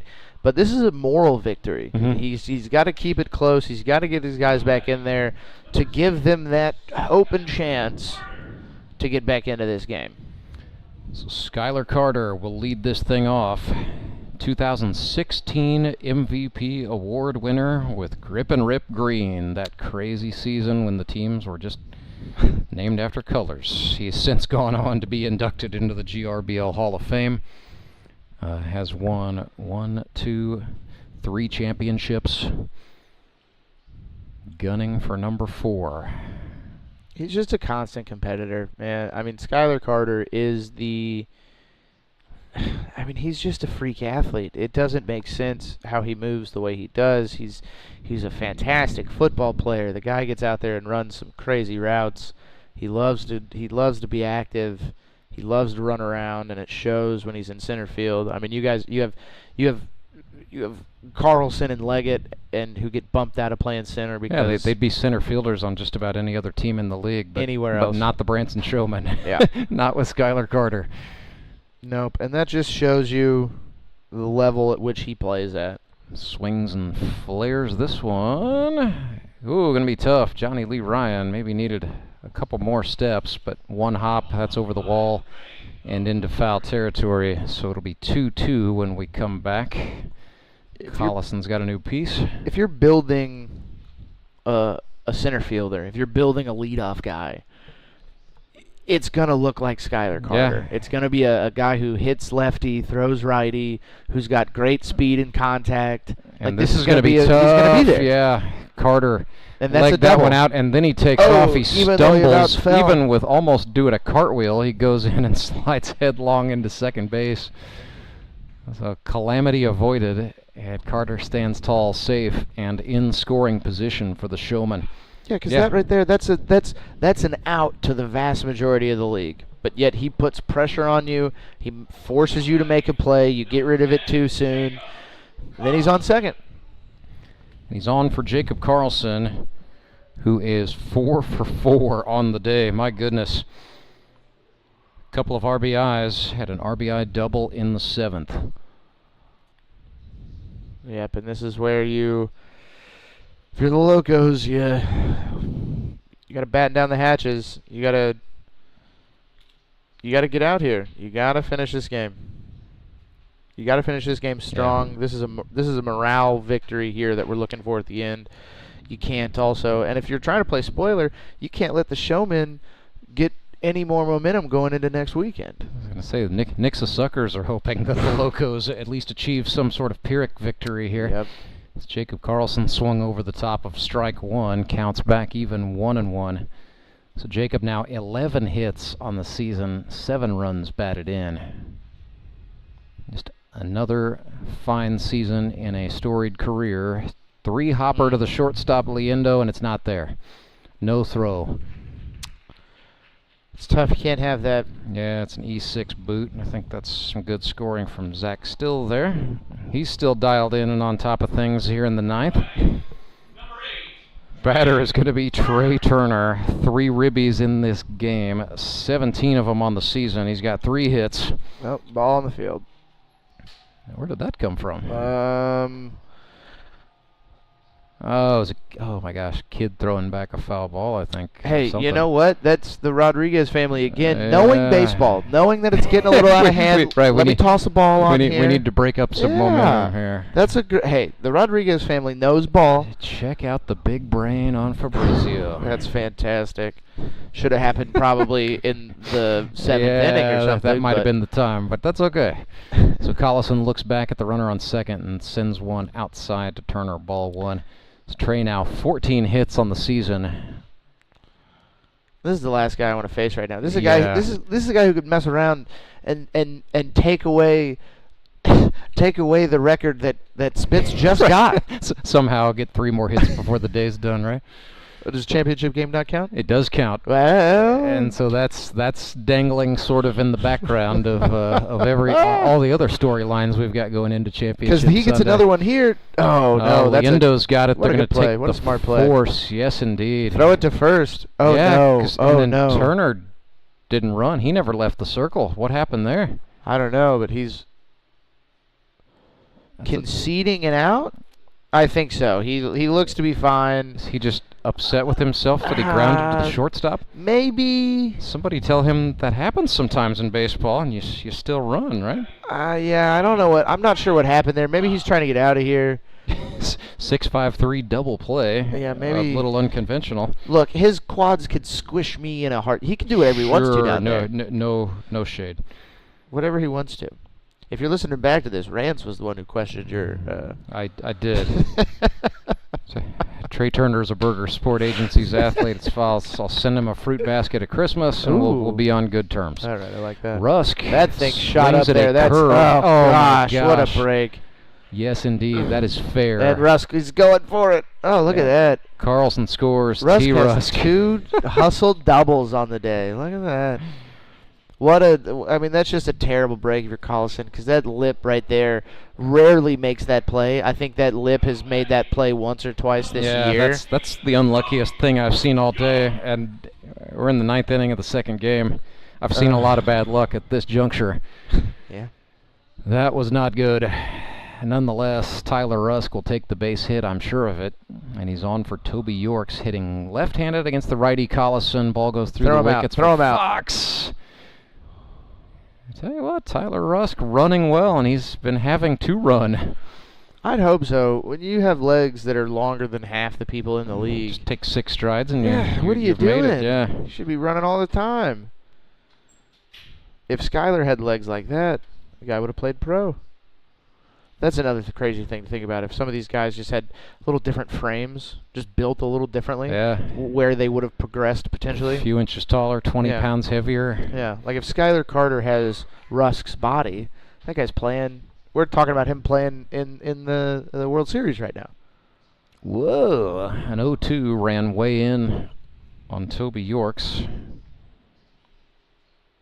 If Clay Murphy was built like Tyler Rusk. I keep going back to Tyler Rusk. Are there any other tall guys in this league? Toby Yorks.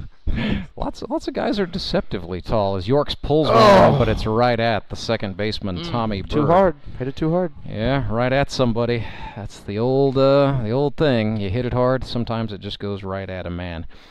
We will actually keep it here. It is the commercial-free 9th inning. So Showmen now lead this thing 11-3. Republic Locos looking to battle back into this thing. So coming up next Sunday, we've teased it quite a bit. We will go on the air here on the YouTube channel at about 4:50 p.m. in the Central Time Zone. We'll give you an extended breakdown of this the championship matchup between the Nixa Suckers and a team to be determined. Then we will get to some pregame coverage. Some awards will be doled out, including the Golden Gloves, the Pitcher of the Year, and the Most Valuable Player Award. We'll induct a couple of Hall of Famers, and then we will bring you all 9 innings, and maybe then some, of the GRBL Championship game. It's going to be a Henry's Towing pitching change for the Branson Showmen. They are going to bring on Justin Loudon to try to finish us out. Sorry, Street. Didn't mean to have the microphone down there. No, it's probably best that you did, so nobody heard the things that I did and said when you announced that it was. Well, Justin Loudon needs to get an inning here. He did not pitch a week ago, so good opportunity for the Showmen to get him some run. You know, Justin's been pretty open about struggling with command this season. He's the first guy to tell you, I'm walking too many batters. So he has walked 20 batters in 11 1/3 innings. 12 hits, 6 strikeouts, 6 hit batsmen to go with the command issues. He's got a high ERA at 16.68. He is, I will say this, we talk about Clay Murphy having been to and winning GRBL championships in the last 4 consecutive seasons. Another common denominator since 2021 has been Justin Loudon. Won a title with Moon City in 2021, was part of the Springfield Mets going back to back in 22 and 23, and now the Branson Showmen are on the verge of going back to that bell game. Who's been there? Justin Fruit Snacks Loudon. Yeah, well, I guess I need to start giving out snacks to get on these championship teams. It's karma. If I next year I'm gonna be Harrison Butterscotch Broadstreet, and I'm just gonna have you're gonna be the old guy with the Werther's Originals. I'm just gonna have Werther's in my pockets. I can get down with that. And I'm just gonna give them to people, and hopefully people draft me to be on their championship team, because I've got loose, sweaty butt candies. That's the thing I never understood about Loudon. In the back pocket. Yeah. It's a little suspect. Yeah, but I don't think he's been doing it this year, and I think that's part of the struggle. I think he's breaking away from what he's doing, and I've seen him eat a few. I think he just went to the pocket just now, matter of fact. I think it's a fake. I think it's a fake to the pocket because he's trying something different. The old fake snack. Yeah, the old fake fruit Of course. snack. Well, gosh, here's a well-hit baseball off the bat of Andrew Meyer. Takes one hop. Skylar Carter with it. He's going to limit him to a single. So it is not over yet. That's the hardest thing, too, when you've been struggling with command and you start a guy off in the zone and you start at bat, all right, I'm going to get ahead of this guy, I'm going to attack him early, and they hit a hard hit ball in the gap. Then you start thinking, well, all right, maybe I don't want to be around the strike zone that much. So we'll see if he stays in it. We'll see if he attacks here. You've got a huge lead. Give him so many of those. Because they'll do these. They'll do this as well. That's popped Loudon off the mound. He's called off. Tyler Rusk calls that in to make the out. And smart job, good communication by Branson in foul territory there. And yeah, that's been, if you had to describe the season for Justin Loudon pitching, it would be doing too much. I respect the guy for wanting to go be a strikeout pitcher, but look, you've got defensively a tremendous outfield. You've got a very good defensive infield in its own right. Just throw a few ground balls. Yeah. Give up a few long flies. As long as they stay in the park, you're going to be fine. And especially here, this is one of those things. We were talking about Karlson last inning and overcoming those demons and facing Leggett and getting him out. For Loudon, this is you've got an 8-run lead. You need to pump that strike zone, and you need to throw as many strikes as you possibly can and take those results. Zips a slider into the zone to David Rodriguez. Because even if I pump a fastball and David Rodriguez puts this over the scoreboard, who cares? Yeah, you're still in position to win the ball game. Threw one wild there. That allows the runner Meyer to move up. Because what you can't do is walk guys, hit guys, lull your defense to sleep, get guys on, and then all of a sudden now we're staring down the barrel of a 4-run game with no other moves to make out of the bullpen other than going to Karlson, other than Karlson calling his own number. Hasn't really thrown much this year. No, very, very limited run for Jacob. So he would like nothing more than to see Loudon just get a couple of outs. It's 2-2. Takes a look back at the runner Meyer. Now comes home, and that is off the glove and to the screen. Now we've got a man on third. Yeah, and you see him checking that runner, and baseball tells you to look at that runner when you have him there, and you got to check him. You've got an 8-run lead. Give the guy third. Give him home. If you need to balk him in to score a run to allow you to focus on this hitter, then that's what you need to do. You cannot be worried about anything else other than throwing strikes right now. Count is full. Here comes the payoff. Rodriguez reaches out and pokes this one, and yeah, David had that scouted. He knows the longer he goes into this plate appearance, the more it is to his advantage. Yes. There's just a couple of veterans going at it here. These guys with good respect for each other. Justin Loudon, David Rodriguez. And that's over the plate. Wow. Cooked him with a changeup, if I'm not mistaken. Went upstairs on something with him. That's a big out for Fruit Snacks. Now, I might miss media days, but David Rodriguez, I think, has missed every tryout day since the beginning. I've seen him at one tryout day, maybe. I think he was at the one in 23, but yeah, he tried out via video last time. He's a busy guy, I get it. He's, helping people qualify for home loans, and then he's coaching a lot of soccer. Ooh. Yuck. Youth sports. I was gonna say, you better not go hating on soccer too No, long. no, Just coaching kids in general. Oh gosh. Coming from a guy who had ambitions to be a professional coach. Yeah, and I did it for a while. I respect that. I coached youth travel ball, and it was awful. 0-1 to Kaufman is outside. Nope. It's wild, but yeah, favorable bounce off the concrete will keep Andrew Meyer, the runner, at third. Well, you can't end there. You can't end the game getting out there trying to score a run that means nothing. You know, you're trying to see 4 or 5 guys. What are they barking down here about? Oh, there's a ball over there. Yeah. Yeah, that was focused on the wrong things here. I get it. That's safety, but come on. We got 2 outs here. We're focused on the strike zone. And Loudon misses with a fastball again to the concrete. It goes, but again, Andrew Meyer, the runner, stays put. It's 2-1. If I'm Mesa, I'm telling my team, hey, we're not swinging the bats until he throws us 2 strikes. Keep it on the shoulder. I don't think he's thrown 2 consecutive strikes to a guy that hasn't been swung at. Well, it's Rodriguez was the last example, and got him put back to the dugout. So very true. 2-1. Working down in the zone. Yeah, it was a big swing. That was a big pitch from Justin Loudon. Got to string some of those together. Well, if I know Loudon, he's definitely going to get a strikeout here. Definitely. No comment. 2 balls, 2 strikes, 2 outs. Justin Loudon trying to send the Branson Showmen to the finals. Bounced it, and we're full up. The Nixa Suckers waiting patiently in the wings. October 20th. 5:15 in the p.m. here in the Central Time Zone. And not to think too far ahead, but I think that's going to be a powerhouse matchup. Yeah, got a potential Trey Turner versus Logan Wiley. It's gonna be good. Oh, but this is well hit in the air to left, over giving Oh chase. no! And coming up empty-handed is Karlson against a setting sun. Run scores. I don't want to speak too early. I start it is talking 11 too early to here. 4. E7. Goodness sakes. I mean, and that's just, Karlson, he might have lost it in the sun there, but it seemed like he just kind of, pulled up there a little bit at the end. It might have, I don't want to say showboated because he's another guy who could squish me with his bare hands, but I think that we should be out of this game here, Jacob. Nope, the go-home ball, and they do score that E7, by the way.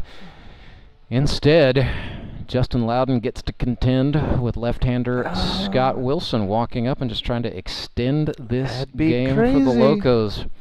That'd be an interesting thing. 1-0 to Wilson.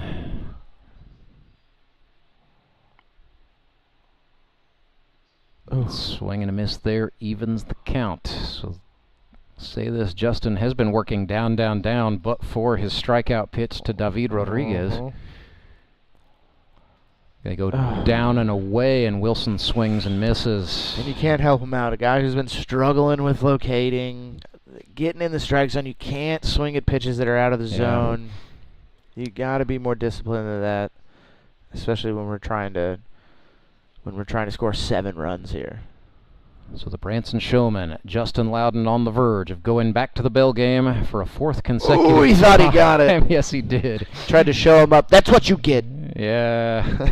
Karma. She is cruel. I'd put him on now as the umpire. He gets first. 2-2. 2 outs. Runner on second. Fruit Snacks winds and fires. Wilson lifts this one in the air to center field. Over goes Carter. And that's hauls it in and hangs on. That's the ball game. 11-4. The Branson Showmen hang on. And so they will go to the Howard Bell Trophy Championship game, where they will meet the Nixa Suckers. Neither of those teams in franchise history have ever won it all. Showman played for it in 2022 when Cole Rourke was the manager. But we're going to have a new champion in 2024. Well, it's I think that's going to be a great game. I think that's bound to be I think that game could go one of two ways. That game could be an absolute barn burner, something that's going to be a 20-21 victory. Yeah. Or that game could be a 1-0 absolute defensive pitch fest if these guys go out there and pitch the way they have been. It's definitely the 2 most potent offenses in the GRBL going out there, but also 2 of the top pitching staffs. It's going to be absolutely interesting as all get out, and I cannot wait. Yeah. We will have a special episode of GRBL tonight on the Grip and Rip League's YouTube channel, a midweek release. It'll be me and the Commissioner Tony Lewis breaking down Showman versus Suckers, a little bit of what we know about the matchup, what we expect, plus all the details you need to know if you're going to come out and join us on Championship Sunday at Meadow Park. Elite Promotions, Elite Performer of the Game. Yeah, when the score sheet is just a hot mess. Well, I mean, you got. I think we got to go with Trey Turner. Yeah. Got scored on for the first time, but both of his runs were unearned. So another 5 innings without an earned run, plus 3, 4, 5 at the plate with 3 RBIs. So Trey Turner, he's just collecting them at this point, but it's got to be said. Trey Turner, your Elite Promotions, Elite Performer of the game. Yep. Congratulations, Trey. Definitely deserved it. And, hopefully he goes out there and stays dominant. And, next week will be fun. But, Rance, thanks for having me. This was a blast, man. Before we let you go in the off-season, what do club promoters need to know if they want to book Harrison Broadstreet for the stage? Get a hold of you on social media? Yeah, get a hold of me on social media. If anybody's interested in hosting a Don't Tell show, the Don't Tell comedy shows that I run here, it's a national organization. If anybody listening or part of the Grip and Rip has a venue that would be cool or something that would be fun to do a comedy show, hit me up on socials as well. There will be a Don't Tell comedy show coming within the next few months. But outside of that, just look for me on social medias. I'm doing a lot of traveling to Arkansas and Kansas City and St. Louis right now, a lot of regional stuff. So stay tuned, and more good stuff to come. But this was a lot of fun, Rance. I appreciate this. Well, Harrison, thank you so much, and I know you've got some more playing to do, but you've got some more announcing to do in your career as well. So I like to hear that. We will be seeing you in 2025. Thank you, sir. That's Harrison Broadstreet. I'm Rance Berger. The Branson Showmen winners 11-4. We will talk it over with a couple of guys from the Branson Showmen on the other side of this break. Some extended post-game coverage comes your way, but the matchup for the final is set. It'll be the Nixa Suckers against the Branson Showmen with the Howard Bell Trophy on the line Sunday, October 20th. This year has challenged all of us, as we're stuck being closer to some, but further from others. Our relationships have never felt so important. At Big Brothers Big Sisters, This crisis has solidified our mission. We are matching at-risk youth with mentors, giving them the skills and confidence to reach their full potential. Because we know that mentorship changes lives, strengthens communities, and builds hope for the future. We need that now more than ever. Help us ignite the power and promise of youth.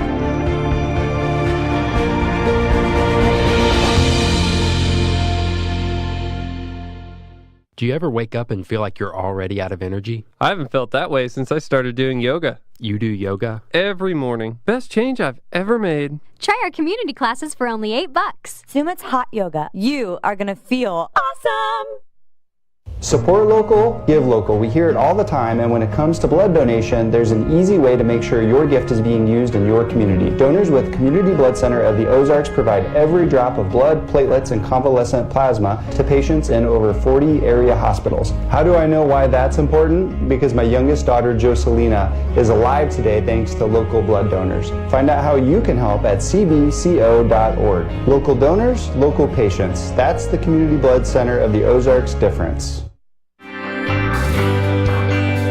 I'm Nicole Cartnell with the Bank of Missouri. If you're in the market for a new home, you're probably spending a lot of time looking at real estate listings. But there's one main thing you need to do to narrow down your search. Get pre-qualified for a home loan. Mortgage loan officer Shannon Meissner is here. How does this help you to live well, bank well? Getting pre-qualified for a mortgage loan is definitely your first step. Pre-qualification allows you to determine early on how much money you can borrow to purchase a home in connection with your monthly budget. This way you know what homes to be watching the market for. We have lots of different loan options to fit everyone's unique needs.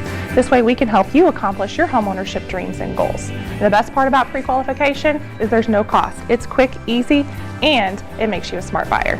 Thanks, Shannon. And of course, our mortgage loan officers like you are here to help you every step of the way. At the Bank of Missouri, we help you live well, bank well. The Bank of Missouri is an equal housing lender.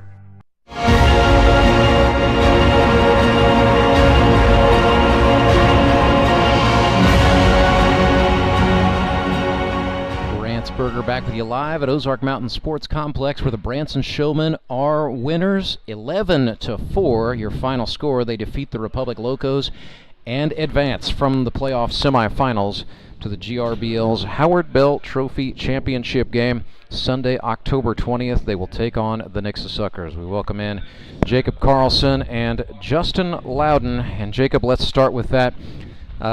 11-4, you guys get it done today. What does that mean to you as this team's manager, having been through some ups and downs, to get a chance to go compete for the Howard Bell Trophy? Yeah, it's a great feeling. We knew coming into the playoffs we were confident and ready to go.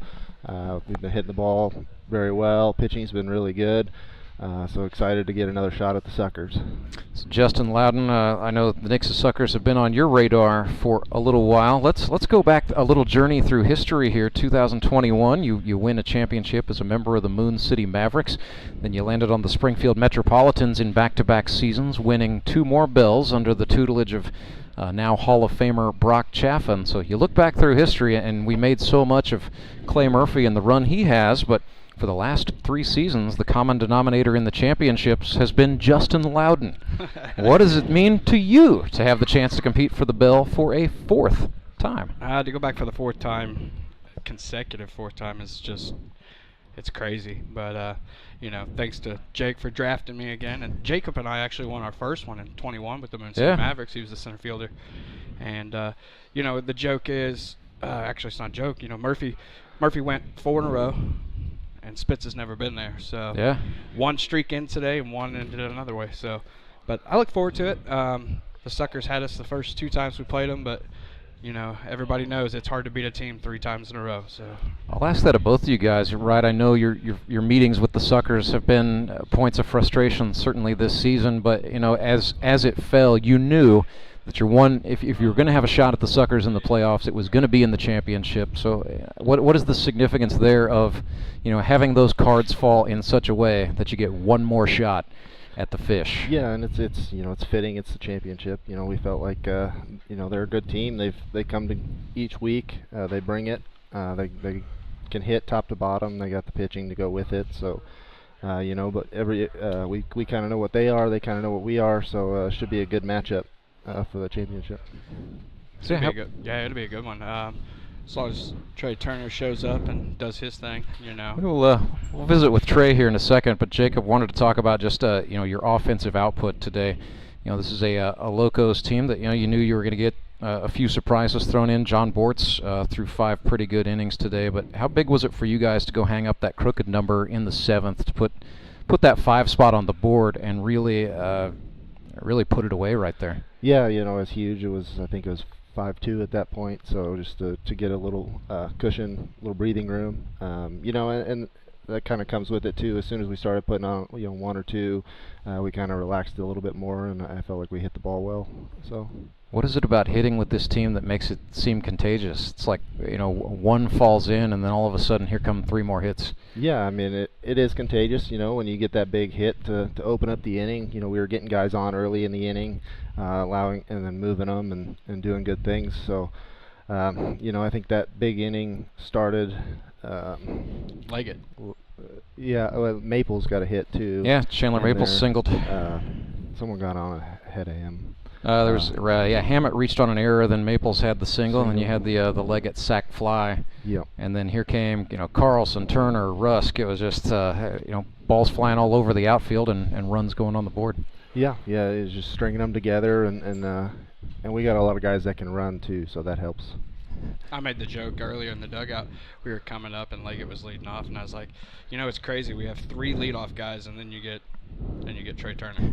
So after all that work, then you have to face a guy who looks like Thor. So, exactly. So Justin, I know you like to kid around, but you know, before we let you go and give the headset to Trey, you know, you've been a part of a lot of good teams. Clearly, that's why your name is on the bell so many times. What's the culture like in this Branson Showmen dugout, and what sets it apart, maybe? No, we're very loose. Probably one of the loosest people is Trey. I mean, he says some stuff that just is off the wall, and I say some crazy stuff, but I'm gonna tell you, he got me beat. But we're very loose.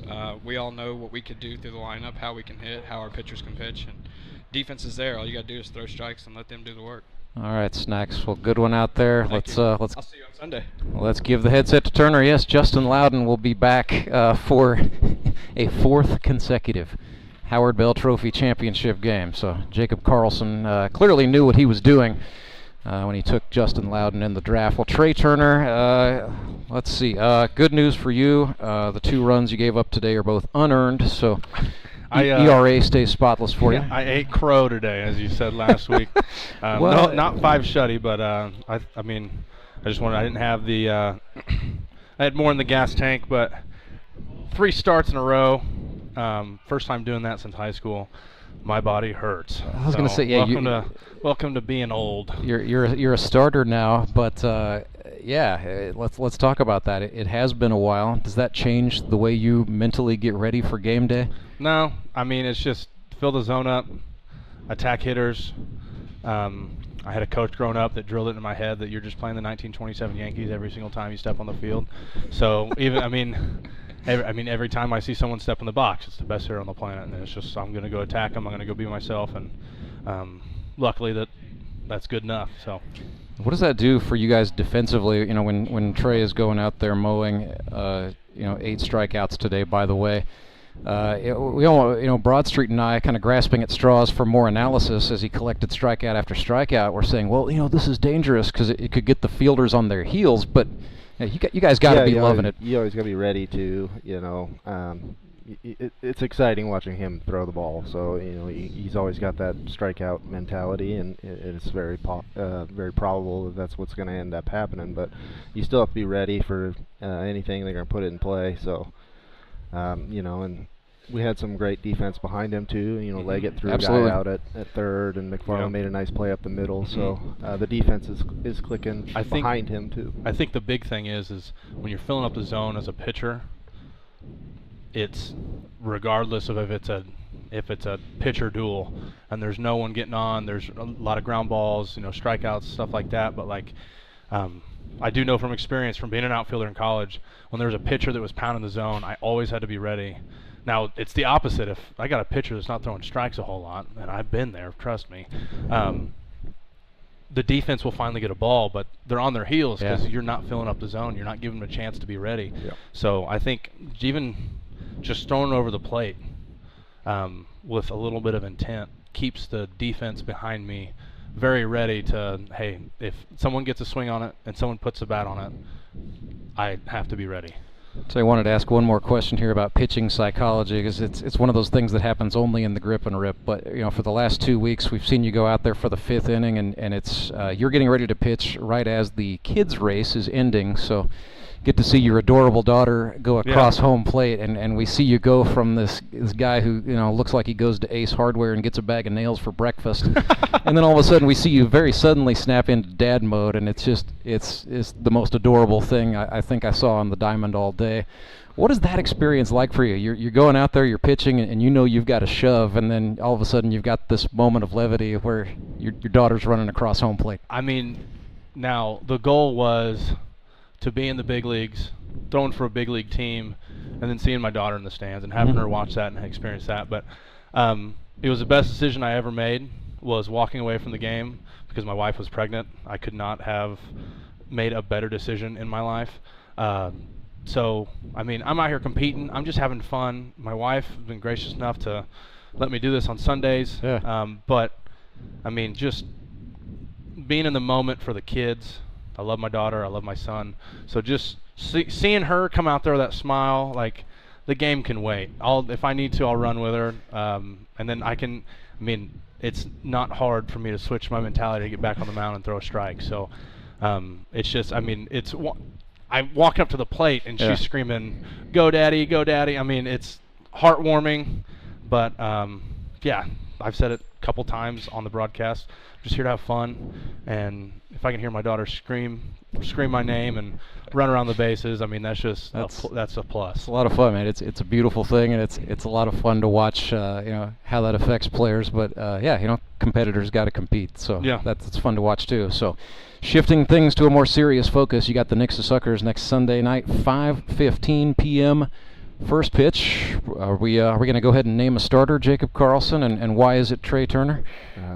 He's been lights out for us off the mound, so so probably Trey Turner versus Logan Wiley. No real for 5 innings. No real surprises there, but another crack at the Nixa Suckers with the bell and a big shower of champagne on the line. Absolutely. Yeah, just going to go out there, attack, and hopefully Wiley doesn't outdo me. But yeah, Wiley, I got a grudge match against Wiley. Hopefully he's listening. Screw you, Wiley. But wow. He took the bat out of my hands in college with his slider. So yeah. I've asked him to not throw me sliders multiple times because I'll probably go sit down after he throws me 3. But I was going to say good luck. So I think you're going to get a steady diet of them. Yeah, it'll be fun because I've played growing up with Wiley, travel ball through high school. We never really played against each other, so it'll be fun to kind of step on the rubber against someone that because I was his catcher growing up, so I really admire him as a pitcher. So it'll be nice to go out there and go toe to toe with him. Objectively speaking, it's a great matchup, and I'm really excited to just get to sit up here and get to see it. So we will see you guys next Sunday at Meadow Park. See you guys. Good to see you. Trey Turner, Jacob Karlson from the Branson Showmen, 11-4. They defeat the Republic Locos in the GRBL semifinals today. They advance in the playoffs. They've gone through the eliminators. They've gone through the semis. All that remains is the championship game and a date with the Nixa Suckers. That will take place Sunday, October the 20th. We will start the broadcast at about 4:50 p.m. That's 5:00 in the Central Time Zone. We will bring you first pitch at 5:15 live from Meadow Park. So if you can't be at Meadow, you could be right here on the GRBL YouTube channel. Well, today's game, the executive producers are Tony Lewis and Harrison Broadstreet. The director is Jacob House. My partner is Harrison Broadstreet. My name is Rance Berger. And for all of us here at the Grip and Rip Baseball League, we say a hearty thank you to the folks at Ozark Mountain Sports Complex, Jeff Hunter and company, and of course our official scorer, Zach Still.